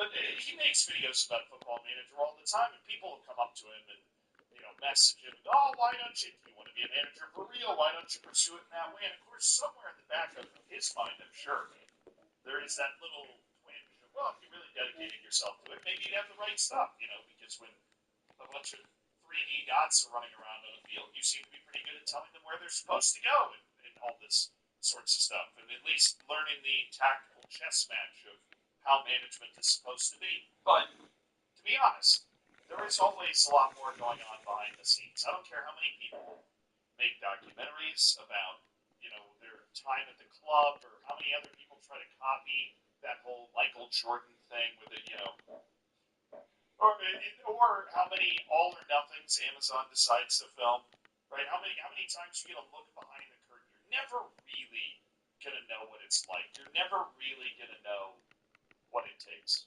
You're never gonna get the full story, because there are so many different little pressures. And there's a story that just came out that allows me to talk about this that I find very interesting. There's so many little different pressures on you from behind, from above, when you're a manager, that people just don't necessarily understand. Because ostensibly your job is to win as many games as possible. Right? Ideally, while doing that, you maintain a healthy atmosphere around the club, you prepare the club for the future, but you are supposed to go out there and win as many matches as possible. That is not how simple it ends up being once you have to start dealing with stuff like Benfica's Bruno Lage. I've never known how to say his name. I've never been asked to say it out loud before. He is the coach of Benfica. They are currently sitting in second place in the Portuguese league. They're sitting behind Sporting because, the ghost of Ruben Amorim is still carrying them forward. It's a nice 6-point gap, though. They're in the running. They've only lost 4 matches of their first 19, but they had a pretty difficult match recently. This was the match. A loss against Casapia, 3-1 in the league. And if you know anything about clubs like Benfica, they're a lot like Real Madrid or Barcelona or whatever, where every time they lose a match, it's basically the end of the world, right? You can't lose a match, especially to Casapia, 3-1. There's going to be an inquest. And apparently there was a collection of, I believe, I'll try to read this article, but it's translated from Portuguese, and it's not the easiest thing to read as a result. The translation is not popping off, as the kids would say. I believe it's some group of leaders from the fan base that have decided to wait by the bus, basically, to have a conversation with Bruno. Right? He's going to walk out, he's going to go to the bus, and he'll stop and talk. And apparently, according to the article, stops and talks to the fans for 20 to 30 minutes. Before we even get into the leaked audio recording of the conversation they had, which is the story we're talking about, the fact that you as a manager have to worry about placating these dozens of fan leaders that just are able to stand there and kind of intercept you as you're walking to the bus, that's a lot to worry about. I mean, so much of being a coach, being a manager, being a director in these situations is just placating people. There's so many different people with their hands in the pot, and the leaders of the fan groups are one of those people with their hands in the pot. And depending on what the fan culture is, in the country that you're in, you need to actually have a personal relationship with them, which according to the article, maybe it's part of a mistranslation, but they make it sound like they do have a personal, first-name basis type of relationship where he stops and talks to them for 20 to 30 minutes, and it's first-name basis, like, hey, Bob, this is what's going down today. And you know that you're going to have to do that as a debrief after you already did the fucking press conference. It's a debrief after. And it's a lot to deal with. Somebody recorded the audio, and they basically leaked the audio of the conversation that the manager was having with the fans. There were a couple of parts of it that were just mind-blowing. Like really, really, really interesting. I don't want to say mind-blowing because I feel like most of us in the back of our minds knew this sort of stuff was going on. You just very, very rarely hear somebody who is actively currently in a managerial role actually mention it. So here's the translated quote. I can't bench these $20 million players because then they'll leave for $5 million and we can't buy anyone. Damn! You ever wondered how people like Anthony hang around for as long as they do? Because when you spend a certain amount of money, or when the person before you, or the person before that spends a certain amount of money to bring a player in, the club is now, you need a certain return on that investment. Unless you're Manchester United, I guess. Because then you just buy people that don't have any sell-on potential at all. But I'm not even talking about necessarily the sell-on potential. If you spend a certain amount of money for a player, you need to give them every opportunity to play. In an ideal world, in like the Sir Alex Ferguson world, even though I'm sure he was subject to a lot of these same pressures from the owners of the club, the directors, or whatever, but in that world, you would have all of your players in the same pedestal, and everybody's going to get the same opportunity. That's just not how it works. If you are purchased for $20 million, you're going to, in a club like Benfica, you are going to get every opportunity to impress. If you're somebody from the youth academy, and maybe not everybody thinks you're great, but the manager thinks you're great, you're not going to get nearly as many opportunities to impress. That's a harsh reality. It's the sort of thing that when you are 15, 16 years old and trying to make it as a professional player, which I feel like most people that maybe watch this channel at some point are like, oh, I'm going to be a professional player. And you're working your way up the ranks, and you're looking at me like, oh, that kid, his dad knows the coach or something. He has some sort of unwritten advantage. Well, now, imagine you're in the Benfica squad, and you see some of these highfalutin, high-value signings headed out onto the field, get put in the starting 11 after hearing a quote like this. You already kind of knew, though, didn't you? You definitely already kind of knew that they were playing because it was a requirement that they were having to play. And I really seriously wonder if this is just the manager's thought process or if there is a director or owner involved on this sort of situation. Probably both. Right? Because the manager obviously wants to not be responsible for transfer failures. So if the manager is responsible for bringing these guys in for a certain amount of money, he doesn't want to admit that he failed. Right? You don't want to sign Anthony for $100 million and then admit next year that nobody's willing to pay over $20 million for him, because then you look like an idiot. You're going to lose your job faster. At the same time, if you're the club owner, maybe you're leaning on the manager a little bit, going, "We really wanted this guy, and you're going to play him." And that's basically how this is going to work.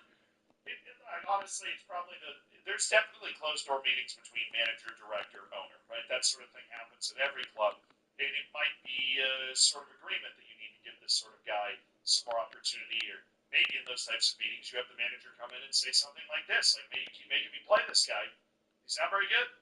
So you can't play me, you can't fire me if we're losing games because I'm being forced to play this guy when I got 3 other guys on the bench I'd rather be playing." There's a million different directions this could go in terms of what it actually means and what's happening behind the scenes. It's probably different at every single club. Just wild to hear it out loud. It wasn't the only thing he said either. But he said, "Some players don't jump during set pieces. How do I change this? Tell them to do a handstand?" Honestly, though, how nasty is it this league? And that's not even the half of it. This entire thing is a quote. This is all quote. Somebody released the entire recording, and it's all. It doesn't make wonderful sense because it's translated out of Portuguese. Fortunately, the person that was kind of posting it did some better translation of what was being said. But he's shitting on his team pretty hard in here. I mean, this is a no mercy kind of rant, and he's shifting all of the blame off of himself. Like, "I'm doing everything I can. Our players just suck, and I tell them not to suck, but they suck anyways." It is a way that a manager talking about this. Clearly, this is the way a manager would talk about the team to their wife or whatever, to their friend at the pub, right? Like, this is not the way a manager would talk about their team publicly. So I feel bad for this guy in some instances that he's been hit like this. And also, it's going to be that atmosphere in the dressing room, the next training session is going to be a little different after people see and read this. That's all I'm saying. Hey guys, it's Nate, aka The Foot Accountant. Welcome back to the channel. Team of the Year continues to surprise us on FC25, but this weekend it's the market that we're talking about the most. Guys, prices this weekend have been crashing to insane lows, and I don't think any of us saw coming. Some have actually started to rebound back a little bit. Others have not, and they're still very, very low. What's going to happen throughout the rest of this week as we actually get close to all of these Team of the Year cards going out of packs? It's not just impacting Team of the Year cards either. It's impacting the rest of the market. There's a lot that we have to discuss there today. And speaking of this week, we've got more Team of the Year content still upcoming. SBCs and Evolution specifically. We're going to take a look at a few leaks today for some content that might be dropping as soon as today, guys. Also, the Weekend League extension has given us some more time to get those Foot Champs games done. We'll talk about that and everything else going on in this game. If you're excited for it, drop a thumbs up and subscribe if you're new. Now let's round up all the content that we had from yesterday on Sunday with a few notable things in objectives. Mostly the packs that we're getting for grinding out the daily play and the daily login. Guys, we're getting to the good stuff. The fun part of the objective where you're getting good packs like yesterday's 84 times 10, and in a couple days we're going to the 83 times 10. For the daily login, we had an 84.5 yesterday, 50k pack coming our way today, and tomorrow an 83 times 10. And then of course, 86 times 3 for both the login and the daily play for the group reward of those objectives. So we're getting close to the good packs here at the end to give us very much needed high-rated fodder. Now, the real big content yesterday, at least to start, was in Evolutions, guys. We had a brand new Evo, that Icon Evo, that was leaked a little while ago, a couple days ago. It is now here. It's called the Iconic Rise. And some of you guys may be confused. Nate, where do I actually get this Evolution? Actually, you do an SBC to unlock it. That's how you get this one unlocked, and then it'll show up in your cosmetic section. The Icon Evolution upgrade here is what gives you the Iconic Rise Evo. It is an 85 rated squad, maybe an inform requirement there too. It's 39,000 coins to do that one, which isn't that expensive. But here's what I would tell you. It's not worth your fodder unless you have an icon in your club that actually looks good in this Evo. I did this Evo to unlock it yesterday. I did the SBC just to see what it was right away because we didn't know what the upgrade was going to make these cards look like. And after doing it, to be honest, none of the cards that I have in my club really weren't that interesting enough. Evolution, sure, Rumi gets plus 5 passing and gets a little bit of a boost in the physical and in the pace departments, but it's very, very small. There's no play styles that are given out from this upgrade.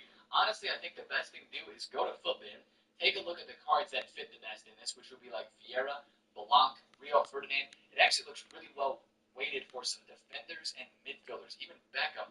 Beckham gets a really nice boost with this if you take a look. And of course, if you have any of these cards tradable in your club, great time to sell. But look at this Beckham. He gets plus 6 pace, 5 shooting. He gets plus 4 dribbling, 2 defending, and 2 physical. That's a really good boost. Also, the weak foot and skills upgrade taken to 4-4. That is one of the better cards in this. No wonder he's now extinct at 160k. Before this came out yesterday, he had 80,000 points, and now he's extinct. Same thing for the probably biggest card in this one, which is Vieira. Guys, Vieira was 400,000 coins. Now he's 700k. This card is comparable to the Thunderstruck. Now, it doesn't have the same playstyle plus, of course. I get it. But 4-star, 4-star, if you did the Thunderstruck Vieira, now you're kind of like, darn, this Evo is almost the same thing, and it would have costed a lot less fodder. You would have just had the base Vieira. But still, it's crazy to me to spend 700,000 coins to make the card untradeable and put it to an Evo. But I guess some people don't care about their coins as much in that manner, and that's maybe one of the reasons why some of the market is dropping as it is right now. But I wanted to mention that. That was our Evo from yesterday. Again, it's kind of weird that that is an SBC there where you get the Evo, but then, of course, it becomes an Evo, and you kind of do it normal in there. But I wanted to mention that one. That was our Evo content from yesterday. Speaking of icons, as we head into SBCs, we had another icon SBC.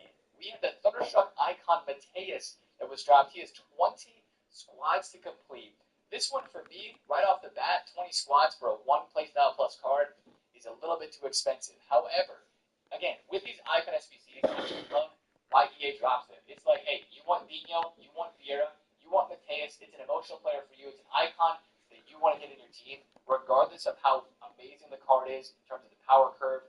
They're going to be good. They're icons. They're tier, elite tier icons. This Mateus is going to be good. Now, for me, it doesn't hit different. This isn't a card that I want to spend 2.2 million coins of fodder worth on. I know it's really crafted right now in the menus with all the packs and rewards and everything.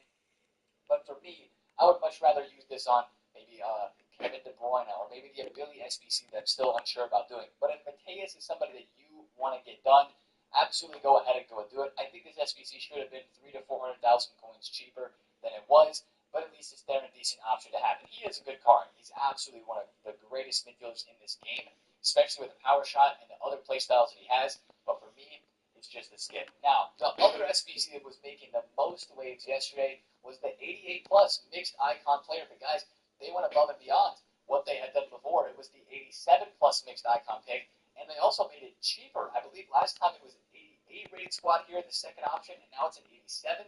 So 86, 87, 89. Okay, that's not terrible. 379,000 coins according to Footman. A warm welcome on what is a lovely evening for football. I'm Guy Mowbray, joined by Sue Smith in the commentary position, and hopefully we've got some goals and drama on the way. It's the Young Boys, and they take on the Young Boys. Well, thanks, guys. Great to be here. I think it's going to be a really good game today. Both teams will be well up for it, so hopefully we're in for a treat.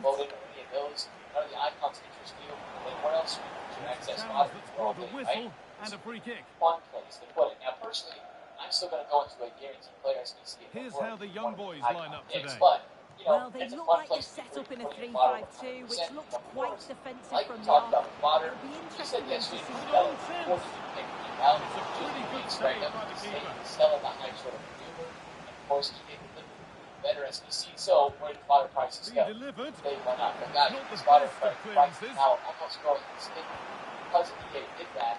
And yeah, you can see there almost Scrappy, it lacks 5,000 flow. points Someone has to take Holland. charge here. Part of the reason is Rodri, Holland, and Romati are all gold cards out of packs. They have special cards in packs Useful right now. space on the wing for Young Boys. Almost It's a max near cards post in delivery. 5,000. Well, they could still do something here. For fodder. In general, we are at probably the Well, it most comes to nothing high in the prices end. on fodder you're going to see for a while, because the reason fodder keeps going up Sebastian Szymanski. is we're getting all of this low-tier fodder, right? Our clubs are stocked Edin full Dzeko. of 80s, 4s, 5s, from the upgrade. We next Read the pass well and cuts it out. 85 doubles. We're getting all that low military slaughter. But what Having we a don't try. have Oh, it was a why not moment that. And he finish wasn't off far the away. higher Well, rated he's squads certainly full of inside of these confidence to SECs. attempt a That's shot why from there. their It's slaughter really close to going have a in. really good price. But once the stops giving us all the Ronaldo. once the The effort shut out. probably going to see these top tier prices. But nothing doing with that effort. Not a bad attempt, that struck it well, but the keeper shifted his feet quickly and would have saved it, I'm sure. Their draft of the year, like usually they're hitting 4,000 to 5,000 points, and then it's going to expand. These could be a good San investment Maximin. later on, even this weekend, upcoming, something Young like that. boys being afforded too much space here. Just because there won't be as good of a pack right now for whatever promo is next. That's just Just something a little out with the pass. It's gone out for a throw. 60s and 70s, those aren't up a whole lot, just because we don't need Goes those on much right past now. the But that was defender. the icon Picked out nicely. So That is a quality bit of goalkeeping. 85 times the attacker, 85 to the attacker upgrade was dropped yesterday. Must do 100%. More pricing than others. It's a must. Top quality goalkeeping to deny what looked a likely goal. 85. Then you can get, like we talked about, Oh, good best strike! drop. Well, it turned out to be fairly routine for the keeper. He'll happily collect that. Hard with 85 levels, 85 triple specific position. Osei So that's Samuel. 100% of us do, especially San on Maximin. pressures today. So that was all the content Decent move yesterday looked to be on building, Sunday. but that's it But for there now. was one added extra piece. The servers were having issues. The PlayStation. That's a lovely ball. There might be something building now. Ronaldo. Still problems for them But here. there's another issue with PlayStation. And the first blow is delivered. 1-0. Had said that quick shares is going to be extended by 24 It's 1-0 as the game restarts. Actually, really nice because you play the chance buckets right at the last week of his current season. I don't know if he is going to change the quick share schedule back to what it was after the season ends on Thursday. But at least for this week, we're going to have an extra 24 hours so that we able to play quick shares on now. And they'll end 24 hours later than normal. This update is actually not taking place right now. Of course, it's in behind the camera, but it still says that change files on Monday is on the clock. So I think the game has been out of it. Right? And that's really not a finish that's good enough. Not from that sort of distance. Knowledge teammates, always enticing. If only every adventure began with your makers and wishes come true. You would ensure Young boys every recovering milestone possession well. along the way was unforgettable. They're going to update coach channels out of it. I mean, like, they're not San Maximin. this weekend or not making updates because they haven't updated the food chains out there yet. They still don't have the drafting objective. And we're going to talk about that a little bit more. I hope that drops today, but every day that goes by without that could lead to something. it's less time to break up the play. That's the whole point. It's even your drafting objective is while there's your cards back. So, EA, just drop that today. Stop messing around. You get back out, you get looking at the situation. Let's talk about the market, guys, because this is probably the biggest situation on this game right now. The big market crash that we had yesterday, I think the best thing to do is just start looking at some of the price drops and talk about why. Down nicely and in. Let's talk about this. To turn the ball talk away. about this a little bit on last night's video, yesterday's video. On Saturday, the market dropped a lot, right? I got to leave at 4.47, sold at 4.9, he dropped at 4.9. This Saliba card was 5.5 million points on Friday and Saturday. Actually, 5.5 was already down. 5.5 million points. He dropped to 4. Like yesterday, Saliba, This dropped and the keeper more than equal to it. It's 12 points. A couple of hours before the content drop, almost all they take it short. Had a graph like this yesterday where their prices have and we're all chance here. It might still happen. And it's held with a real sense of relief. Yeah, he gathers it well at the second attempt, but what a save initially. It's a superb stop. Sense that something could happen for young boys here. And the cross comes in. Unable to find anyone with that. And this could be. And it's not far away. It deserved a goal. It did, and he makes it look so easy, and it's not. It's a great technique. Catches it nice, but he just can't quite find the target. Well, it did look promising, but threat averted. By the way, that's a huge SVC, of course. Anytime there's an Mbappe SVC for a player month, that is one of the most completed SVCs That's going to take a toll on Connor as well if he does win. Oh, worth a shot. Great defense. But take a look at the stats. Friday, Mbappe was 1.4 million points. That relieves Saturday, any dropped down defensive 1 worry. million. Yesterday on Sunday, 1.2. Where he is now, Nice bit of I defending mean, to put it impacts behind right for now, a corner.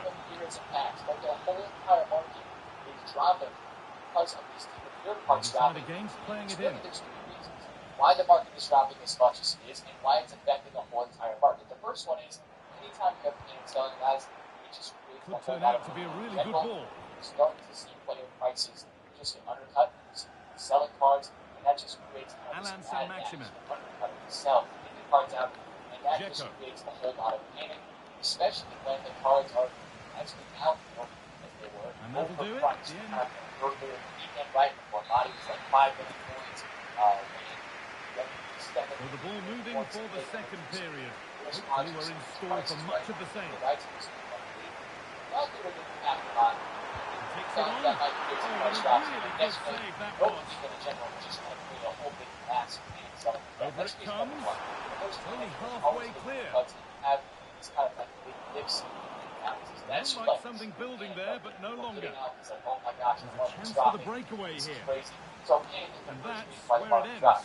The second reason why the market dropped, this kind of goes into the overall market in general, is store packs. Guys, in the past 2 days, over the weekend, EA has released a couple of different packs that people feel like is their best chance of packing team years. And people have started to send a lot of their coins to the store packs. That's not a bad looking ball. Can he finish? The ball is playing. Secure goalkeeping there. There's an 89 plus global limits lightning round pack that a lot of people have been doing because I think it has like a 7% chance of a team of the year in it. That is a lot Back of into the tackle, and the result is a throw. But enough people are that it's really starting to hurt the market because every time somebody buys one of these store packs with coins, especially if they're untradeable, taking tradable coins off the market. This is a good run. Now, can he pick out the right option? The market is now the goalkeeper more than ready for it. Especially with goalkeepers are untradeable. That is probably he's asked plenty of questions of the back line. Certainly been difficult to contain. Well, it was certainly a good 4 to 5 minutes.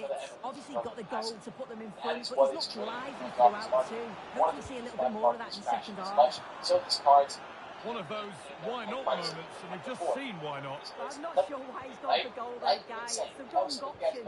No accuracy on that whatsoever. The pack rate for these team of the year cards is much higher than what we're used to in the past couple of years. Of course, you can look at the percentages year over year.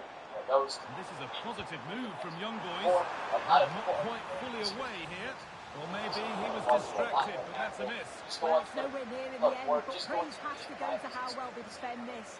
Just don't give him time to set himself. One in every other team that you face, especially in the middle of the air divisions, right? It just seems like team of the years are a lot easier to pack. Now, I'm saying this is not only team of the year card. So I know it's tough out there. Down nicely and in. Oh, brilliant. Top stop. Oh, the keeper does so well. Makes himself big, gets his angles just right. What a quality save. Right? But then there are no criteria for packability. This is one of the more packable teams that we have had in the past number of years for sure. Changing possession, won by young boys. Why the market is priced, making their prices drop. Nicely won to see off the threat. Well, of course, the team their icons are. Now there could be a chance to counter. This has to be. And there's the equaliser. It's all square again. So it's 1-1 as the ball gets rolling again. Lovely ball. Could lead to something. Free kick given. And this is the sort of area you want it given. Where the market is right now, people selling, people having less coins. Their price is going down a lot too. Roberto Carlos was 1.6 mil. Now he's not even selling for 1.9. Well, he knows exactly where he wants to put it. It's not that far away. It's a good strike, but not enough kick on it this time. 1.4, 1.5. Look at that price drop right there. So let's talk about good defending just when it was looking threatening. I don't honestly think you're going to see these card prices go as low. I think right here for an average card, and it's their game to lose from here. So basically, it's nothing. So that makes it 2-1, and away we go again. Sebastian Szymanski. And Naziri. Nice possession. And the goalkeeper does what he's there to do. Chance to level maybe here from the corner. Able to get his fist to it. This is the overall thing we're going to talk about. And the pass is incomplete. Nicely won. Surely the equaliser. And it's in. The lead has gone in an instant, and we're all square again. It's crazy. SBC is the average and all that. It's a lovely ball. There might be something building now. It's easier parts. You're not going to have this much. People are going to be spending less points, less in the store in general, just because it's kind of packed out. They open apps, they can open things. A move of real promise from the young boys. Just needs the composure now. Oh, he saved it. Well, he's denied a certain goal there. It's fantastic reflexes. I still think this team here are something different from the corner. It's not changing. It's still very good. We still have division rival sports. Could be a chance to break here. Steven, your part's and on they go. And there might be words here. Maybe needed a shout. That's a really good bit of defending. It's a key moment, and you can see what it means to them. I can see that price a little bit, and when I mean a little bit, it's like, you know, maybe Cole Palmer, who's 2.1, almost 2.2 right now, maybe his lowest yesterday was 1.9.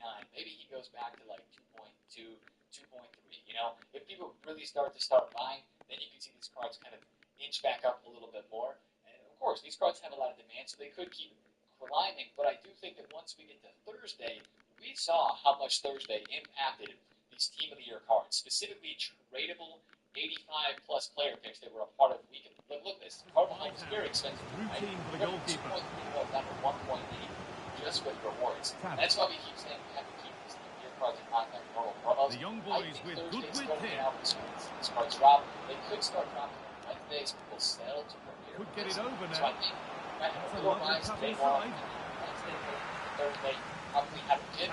That's going to be one of your better times to stay patient here. Oh, and a good save to keep it level. What a stop from the keeper. He did so well at this stage of the game too. Excellent work.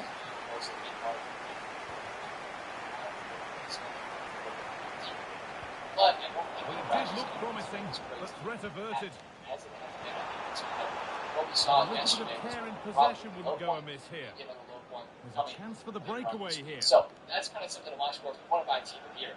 For the rest of the market went down as well. It's so promising move this. A goal now would surely be the winner. Played through nicely. Oh, excellent work from the keeper to deny a promising looking attack. And that's a corner, and it could provide the winning moment. Well, have a goal here, and ready for it coming his way. Cards are very, very low. I think the center back, I don't know, a lot of people right now. Well, I thought that was going to be the game, guys. Well, maybe something happening here. Center backs are not that hard, but I think the goalkeeper has made it his. Got back up. Just bought a couple of nuggets earlier today on the screen, too. 470. Fred. We have the Pedri SBC coming. He's like 520 here right now. I still think Sebastian Szymanski. Cards good to trade with. You know, there's still critical on the market. I feel like and he's being urged to shoot. It's in, and it might well be the winning goal. So I want to mention that with the Team of the Years. Towards Liberty next time. So yet another goal. 3-2 now, and off they go. But I'm saying it's going to be a bit more slower content to make this market maybe go up. Maybe the content's not going to be as good. Guys, let's take a look at some of the leagues that we do have. Of course, number one. The game comes to an end. The home fans in positive mood. That's the win they came to see. Well, that was such a close game, really hard fought. It was difficult to know which way that was going to go. But they showed great belief to keep going till the end, and they got the deserved win. That's the number one thing we're waiting on right now. EA, please get back in competition. Do whatever you got to do to get this crafting objective up so we can get extended. But in terms of other SBC content, we have not one, not two, but 3 leaked SBCs that come to send us off out of TV. They're all honorable mentions, and these are their official cards. We've got Pedri, who we've been talking about, but newly leaked, we have DeMarco, and we have Marta. This DeMarco card actually looks kind of sick. I don't know if he's picking up it is over his road to the knockouts. And again, we're looking at a card here with only one playstyle plus. Hopefully that means these are going to end up being cheaper SBCs, and that could create some fluctuations on left backs, center mids for Pedri specifically. I think DeMarco and Pedri are going to have the biggest impact. Maybe Marta's card actually looks sick as well and create some drops on like center attacking mid type of players too. So watch out for either of those SBCs to be coming out today, like one of these three. Well, just the sort of weather the fans were hoping for this evening. It's absolutely ideal. I'm Derek Ray, ready here in the commentary position, and alongside me is the former Arsenal, West Ham and Coventry midfielder Stuart Robson. And we can't wait for this one to start with justifiable cause. It's the young boys, and they take on the Fly Boys. Well, Derek, when looking forward to this game, you can't help but notice there are some great matchups all over the pitch, particularly in those central areas. Whichever team wins more of those battles will win the game. Well,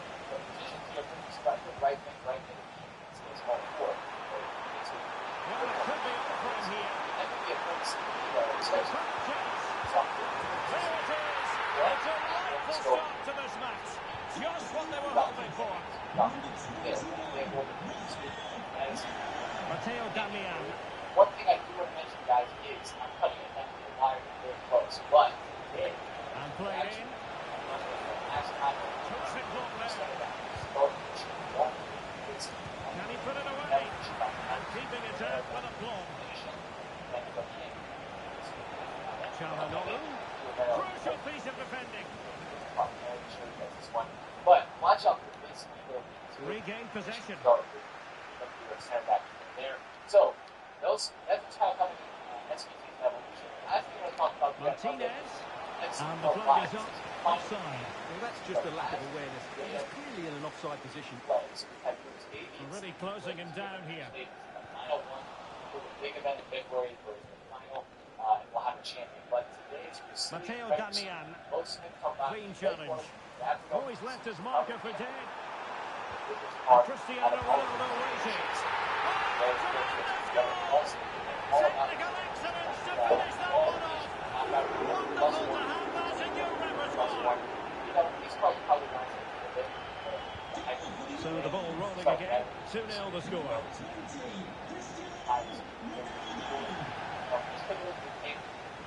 And plenty of space out wide for young boys. Ronaldo at the ready. Well, it's one goal after another. A highly impressive performance.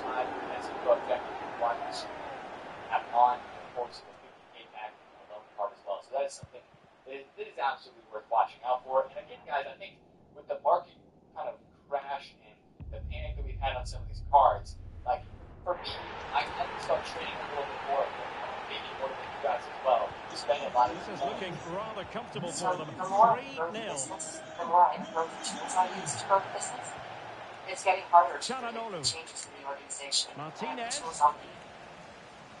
Welcome to the Intuit Enterprise Suite, a scalable solution that brings together during this promo on packs or upgrade packs. And the Fly Boys have it back. Make sure you stay a little bit motivated with trading documents as well, because what we're about to witness, I think we are heading into February. Is the best time to make points on this game every single year. On this year as well, with how much points he is putting on every single year awards. So really that's how one of the things with the market. Now options are plenty. But at the same time, it just feels promising. Mkhitaryan with the cross. And behind it goes a concession of a corner here. Still looking at the lower budget. We take it short. And able to close down the shots. The corner kicks keep on coming. Can someone get on the end of this? And no nonsense defensive clearance. Counter-attacking chance. Prize, a good one. The lead grows to 4 now. A rampant display.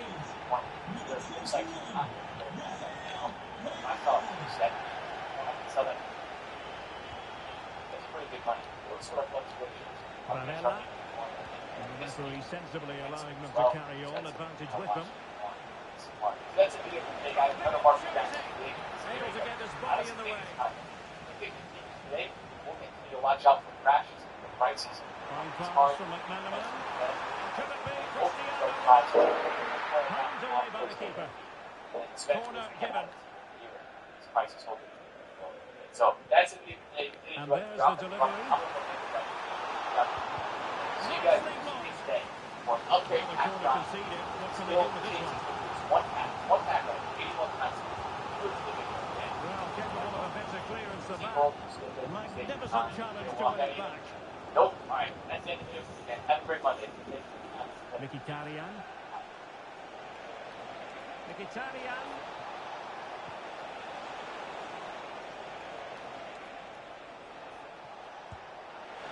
Strong hand on that one.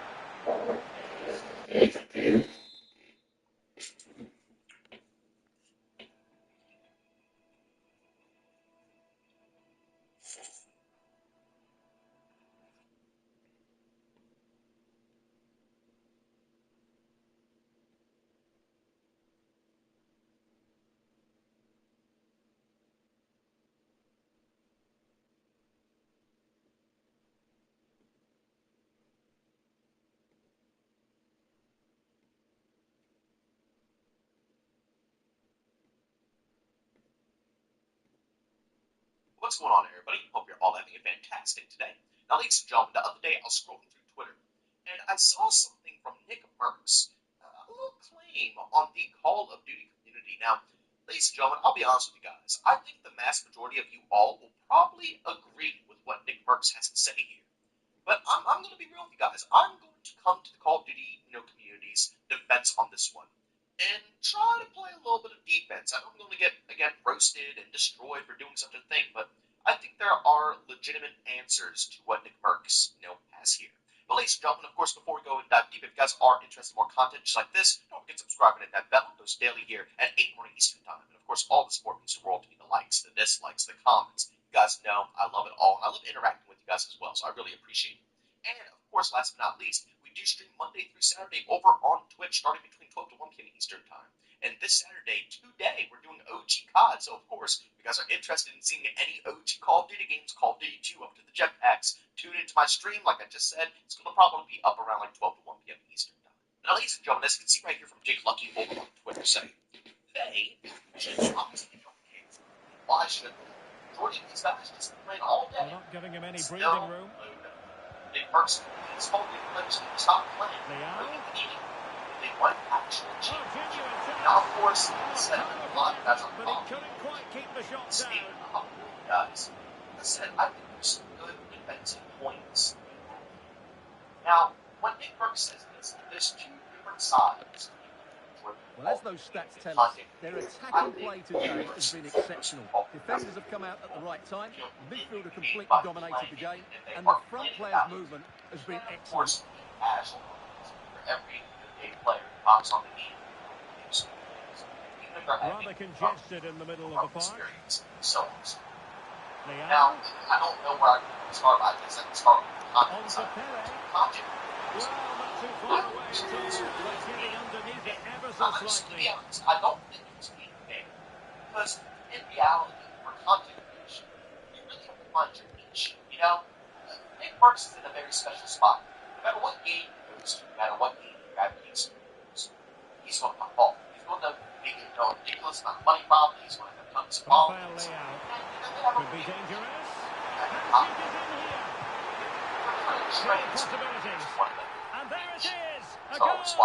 I must say, much to the annoyance of the keeper. It's great. It's phenomenal that he's able to do that. I think every content creator strives to get to that point. When we start off small, so deflection, and it will be a throw-in. But as we get bigger and bigger, I think and unable to pick out a teammate, and that'll be a throw. Play would fall about whatever he pleads. But the majority of people out McManaman. Incisive ball from McManaman. Channel that is pretty that in. We don't. It's not smart. Need to be more accurate for the keeper. McManaman. And setting it over the crossbar. Their goal is to build up a YouTube channel. Who can he pick out? It's a lot. People go big variety which is a viable route.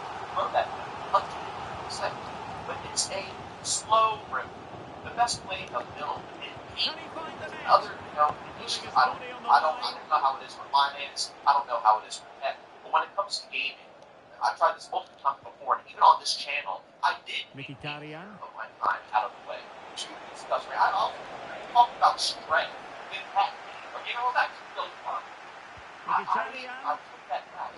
And it's just 1 minute of time added on for stoppages. Some of these will indeed pop off. But bro, a lot of us want to do one part of the is it's hard to bounce around so much. When it comes to gaming, as strings and sounds, every game has their own.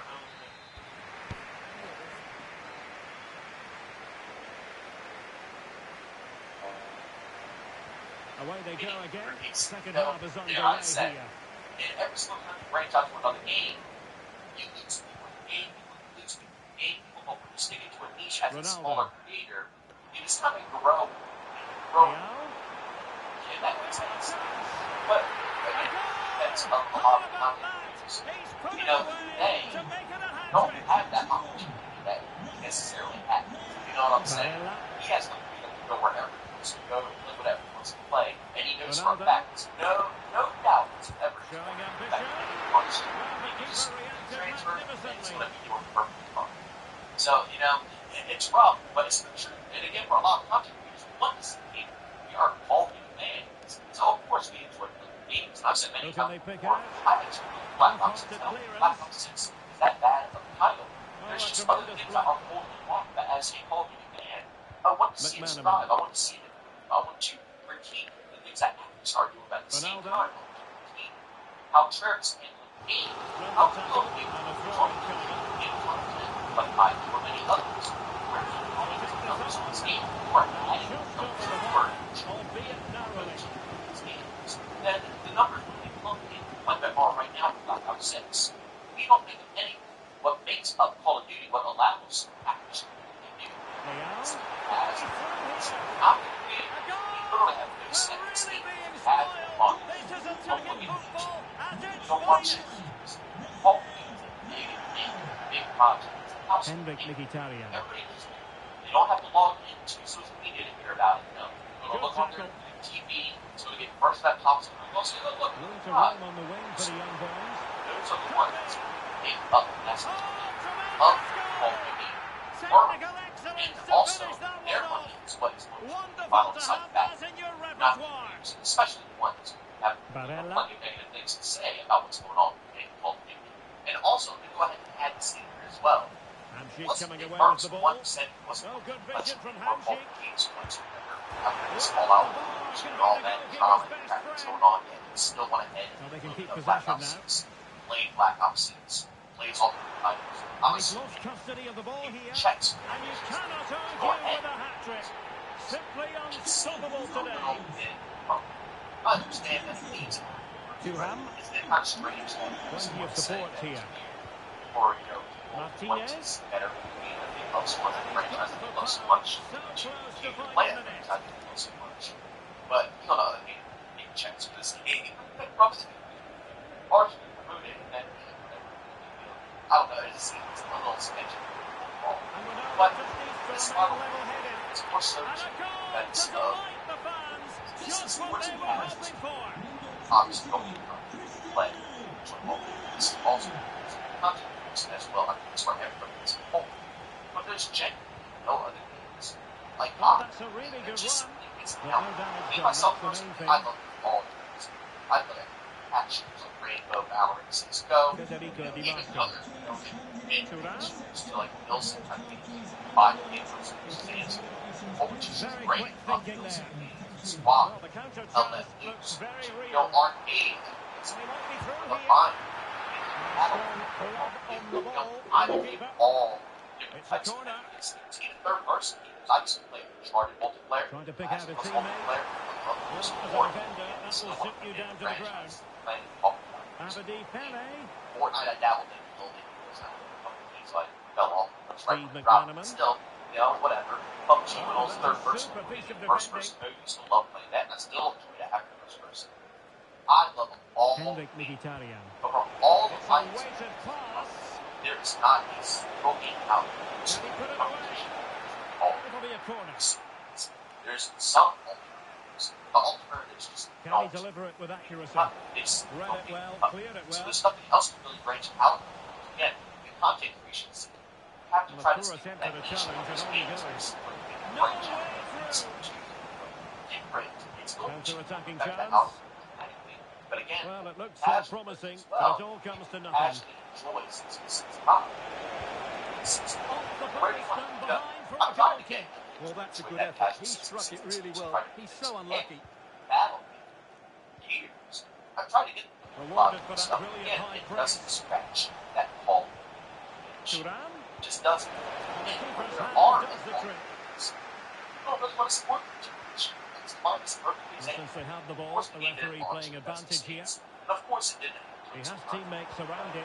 But the vision out was perfect. Exactly. You know, content that dropped years. You know, a respectful, honest development team. A game that actually felt like a 66 pop experience that was fun and fast paced, action packed. You know, and also, not forget, nobody's see, the fly boys regaining possession. You know, all these other people do the same thing. They play the same game. You know, someone at the pod. Oh, the threat is there. The Really poor timing, and some would argue that he was asking for a yellow card. Again, nobody's looking up at me like, you know, how. Well, the referee allowing the play to flow. With that mindset, that knowledge, they stay into their niche. But when other games around, they bring it out and play from all the right. Now sending it in. Players. You know, the force perfect. Brilliantly blocked. GX, a browser that puts you in control with a brand new design that frees So up a even throw in more here. pixels for personalization, and an inventory of features that not even game and can Good visualization and execution. resources. Well, no threat posed by the cross. A sidebar for McManaman. direct access to And the nicely parried away. screens. There's all things going on, but still, you know, it adds more and more things to talk about in play. We've entered the final 5 minutes. I guess I kind of agree with Nick Brooks on this one. I guess I was using this defensive point against it, but the more I talk about it, the more it kind of lines up with what he's saying, you know? It's like, it did have an alternative. Nobody wanted to load it up. Nobody wanted to play it. Nobody wanted to give it a little boost. You know? No, that was one of the promises. That it opened more open with that was one of the promises that was looking a lot of time. Well, on the cusp of the final whistle, Jake and the rushed home out the door by side really himself. prospering today. Stuart, So interested to get your take. Well, what can you Yeah, say about this nobody performance? wanted to They've get been absolutely it. brilliant. So, They've you know, played with these are such skill and creativity, and Yeah, their that's passing why has been so expansive. Not many trying teams to, would have stopped them today. giving feedback and criticism, and trying to, you know, work around it. Because again, Well, if you're wondering love about this added franchise. time, 2 minutes it'll There's be. no other alternatives to really play. There's nothing else that plays like pop. It's just as simple as that. You know, if someone wants their Call of Duty picks, where are they going to go? You know, they're not going to be playing action. They're not going to Can he be take playing them more, on and beat you know, them? bigger But the environment. danger They're averted not for going to now. be for longer time to kills, you know, more strats and camp up. They're not going to be for third person shoot like we use in Fortnite. You know, they just want to play some first person since game that's COD is their alternative. And now a chance for them to... That's why For the home team, no complaints from the fans I'll here. go guys. Yeah, it was a very assured performance, wasn't it? I was particularly impressed with their play. I did. But now at the end of the after all this discussion, like I said, I'm 50. I agree. At the same time, I disagree. You know, I disagree because I think, once again, it's hypocritical for him to come forth and say something like that about content creators who, you know, enjoy this franchise and want to see it do well, while he also takes checks constantly from Activision and says he's not going to play the game and then still goes ahead and returns. And also not understanding how, you know, it works for a lot of content creators. Like I said, for example, Exclusive A's and many other massive names, you know, JGod, you know, plenty of people who want to see the franchise thrive. And again, they understand that the algorithm works in a specific way. You bounce around too much, you screw yourself. So you have to kind of stick in a lane. The fact that he doesn't want to acknowledge that kind of sucks. But at the same exact time, I agree, because when we do get other alternatives, nobody wants to support them. Me, you guys know me. If there's another alternative to COD, I will grind it out. And the thing about it is that when I say stuff like this, people will say, well, Marvel Rivals thing. That's not an alternative, guys. You have to understand. Yes, it is a fun game. Yes, I enjoy playing it. But is it an alternative to COD? Is it competition to COD? No. It's competition to Overwatch. Same thing with Delta Force. Competition to Battlefield. You know, these games are not a competition to Call of Duty. And when there is competition, I always support it. I'm always there trying to back it up, give it a little bit of love. But right now, we're not there anymore, and I do agree that a lot of people, they talk the talk. But when the time comes and we get an opportunity, nobody really walks the walk. But ladies and gentlemen, I'm not going to range you guys' ears off. Go down in the comment section. Let me know what you guys think about this overall discussion here. Do you agree with Nick Merckx? Do you disagree with Nick Merckx? What do you think about my overall, takes on this discussion that we had?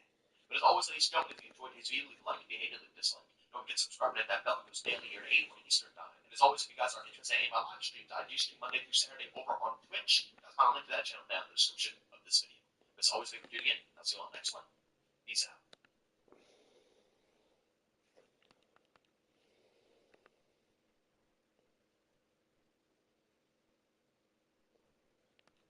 Honey, drop what you're doing and head to Peacock.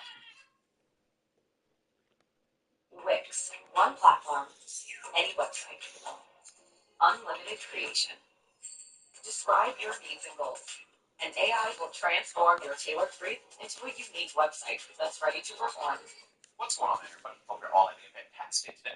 Now, ladies and gentlemen, I've been scrolling through social media, and man, oh man, I can't even tell you guys how depressing it is to see Call of Duty in the current state that it's, really in.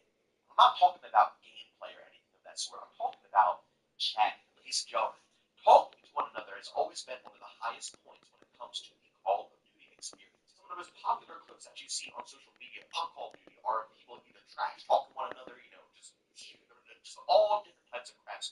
Even some of my own personal friendships have come from getting beefs on online Call of Duty. You know what I'm saying?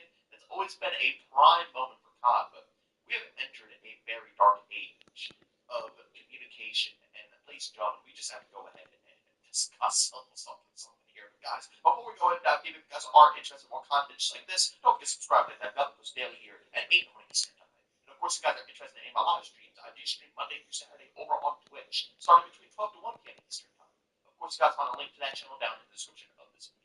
Alright, so ladies and gentlemen, voice chat has really gone a long way, hasn't it? Back in the day, when you went to Search and Destroy back in like the really OG CODs, you couldn't even stay in the party chat with one another. You had to be forced into the actual in-game experience. Nobody was safe. If someone wanted to trash talk you, you weren't going to be able to hide behind a party chat. Now, of course, you could always hit the mute button because that's what the mute button has always been invented for, right? But again, 9 times out of 10, you're getting put into the crap, ladies and gentlemen. Then we kind of evolved to the point where you could stay in party chat. You didn't have to worry about being in party chat while you're in SD. It's not going to push you out to the main experience. But people are still talking, they're still interacting, and although people are, more so in their own party chats talking to friends, they would still dabble back into the actual in-game experience and, do the usual trash talking that we all know and love when it comes to Call of Duty. But fast forward to current date, I would say the current gen Call of Duty games, which are Modern Warfare 2019 up to current date, have changed drastically with how voice chat is being looked at when it comes to Call of Duty. And it's taken away a core vibe of what the game is all about. Now, again, it didn't really start so much with Modern Warfare 2019, although it was, I still remember going into SD with the homies and just, blaming everybody up. Nobody was safe. Everybody was getting in the hands. Everybody's trash talking one another. It was hilarious times, right? But as time went on, Black Ops Cold War, Vanguard, Modern Warfare 2, 22, now Black Ops 6 got worse and worse and worse and worse.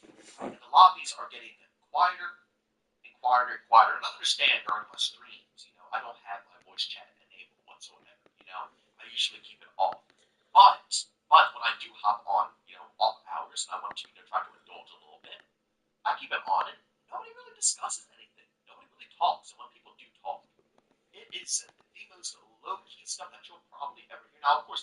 go out of bounds. You know what I'm saying? People are still doing it, but compared to back in the day, people are taking it very safe, and rightfully so, because again, they're trying to really heavily incorporate these voice chat, moderations. And actually, I saw a post from Blame Truth the other day that literally blew my mind from another YouTuber. I highly suggest going ahead and checking out that video. But apparently, the company, the real company, who runs the voice chat moderation tools when it comes to Call of Duty, within their, their page, you'll find the way they actually moderate voices is they go after very detailed things to the point where they are even going to be moderating what race you are. Okay? That is extra. Very, very, very, very extra for a voice moderation system. And to me personally, it proves why, for example, even for me personally, when I don't even have my microphone connected and I have my voice audio off, we are still catching chat bans. This system is way too sensitive. It's over the top, and it's scaring people away from wanting to talk in Call of Duty. And I'll be honest, I think that's why the experience doesn't feel as whole anymore. A lot of people are hopping on just to play, the pub stop or do their own thing, but the interaction that you used to have back in the day, that really spiced up the game and made it interesting and made you want to come back and interact more, are no longer present because these moderation tools are just way too heavy. It even goes to the point of trying to understand, like I said, who's what race. And again, if you're black, you can say the N word, right? But again, that's only in their moderation tool here. So if you're not black, you can't say the N word. Well, ladies and gentlemen, let's be honest here. Do I sound black? No, I get it all the time, but I am. I'm 50-50. And same goes for many other black people out there as well. Not everybody has that sound to their voice, right? So this moderation system, if they hear anybody say the N-word, obviously not the hard R, come on guys, don't be that dense. But I don't care for the word. But again, if anybody did want to say it, they are black, they would get banned. In this system's eyes, it doesn't see your skin color. It is predicting. It's guessing your skin color based off of your voice. This system has got to go, ladies and gentlemen. Like I said, it's way too detailed. And I mean, just go over to the Reddit board as well. I saw a post from a little while ago from him Wasted or something like that, from, on Black Ops 6, some Reddit board here, saying, dude, can we please get a list of what we can say? And it was a whole post. And I was going to actually incorporate this into the video, but as I go back to this post, the moderators stripped it from the page. They went ahead and removed it. Now, luckily, I can still look at some of the, the comments, because I had some comments I wanted to list up to you guys. But, ladies and gentlemen, like I said, this, for me personally, is just more proof of the direction that they're going towards. What is this, man? The moderators are suppressing being able to ask what they can say. I don't know, man. At the end of the day, it is what it is. But one of the comments here from Cranberry Cheese I thought was phenomenal, saying, my best advice is to talk at all times as if you were surrounded by young children, talking in riddles if you have something that a child shouldn't hear. That is literally what they want you to do nowadays, ladies and gentlemen. This is a rated M game. Rated M. If there is a child playing this game, then the parent needs to moderate what that child is doing. Turn on. Valentine's Day is filled with the unexpected.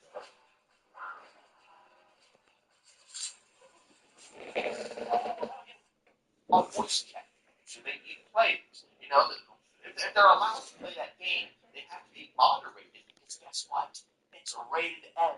The fact that grown adults have to talk like they're talking around a bunch of children 24/7.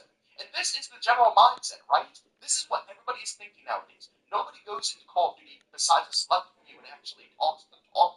Everybody goes in thinking, okay, I'm going to daycare right now. I gotta watch what I say. I gotta watch how I say, and make sure it comes out as clean as possible. That, ladies and gentlemen, is current day Call of Duty. Like I said, that is not what Call of Duty is about. It's never been what Call of Duty has been about. This is the complete opposite of what this franchise is about, and that takes away a lot of the soul that this game has had in the past. And I'll be real with you guys. Moving forward, I don't think just any way they think of introducing this AI system or voice moderation, nothing they do is going to improve this. I know they're trying to make it better. I know that they said they're going to be doing things because trash talk is allowed in Call of Duty. But like I said in my previous video when I discussed that, we'll see, because I highly doubt it. I don't think that a voice moderation system is going to be able, especially with all those restrictions. How could you possibly have anything legit that works properly? It's a reason why people get falsely banned 24/7 for saying nothing at all. There's too much going on within the system to make it fair and actually report people who are worthy of being reported. I'll be real with you guys. I don't think there should be anything. I truthfully don't think there should be anything.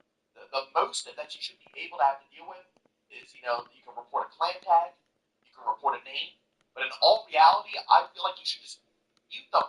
Just mute them at this point, Maybe there would have been a time where I thought that this could be a good thing, but after seeing the end result, and honestly, it's not looking like it's going to be getting any better, I think that, people should just mute others who are annoying, who are purposely trying to do that to, get a reaction out of you. Just mute them and move on with your day. You don't have to worry about it. You'll be in a match with them for one game, and then you're done. But other than that, I think the only thing that should be actually manually reviewed at this point in time is names, clan tags, and if they ever put an emblem editor back in the game, they can do that as well. I don't care. Things that you can visually see with your own eyes and say, yeah, that is intentional. But if there is an AI system guessing what race I am, and what I can say, what I can't say, determine on my race, and then, like the whole community is just scared to talk at this point. They don't want to say anything. You literally have people coming out who are getting massively upvoted saying to talk like you're talking about.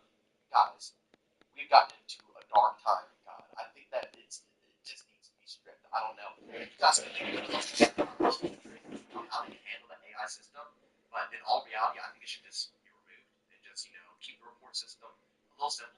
But ladies and gentlemen, as always, if you enjoyed this video, like it, and this one, don't forget to subscribe to that bell channel here at 8 Eastern Time. And if you guys are interested in my live streams, I stream Monday through Saturday over on Twitch. You can link that channel down in the description of this video. As always, thank you for tuning in. I'll see you all next one. Peace out.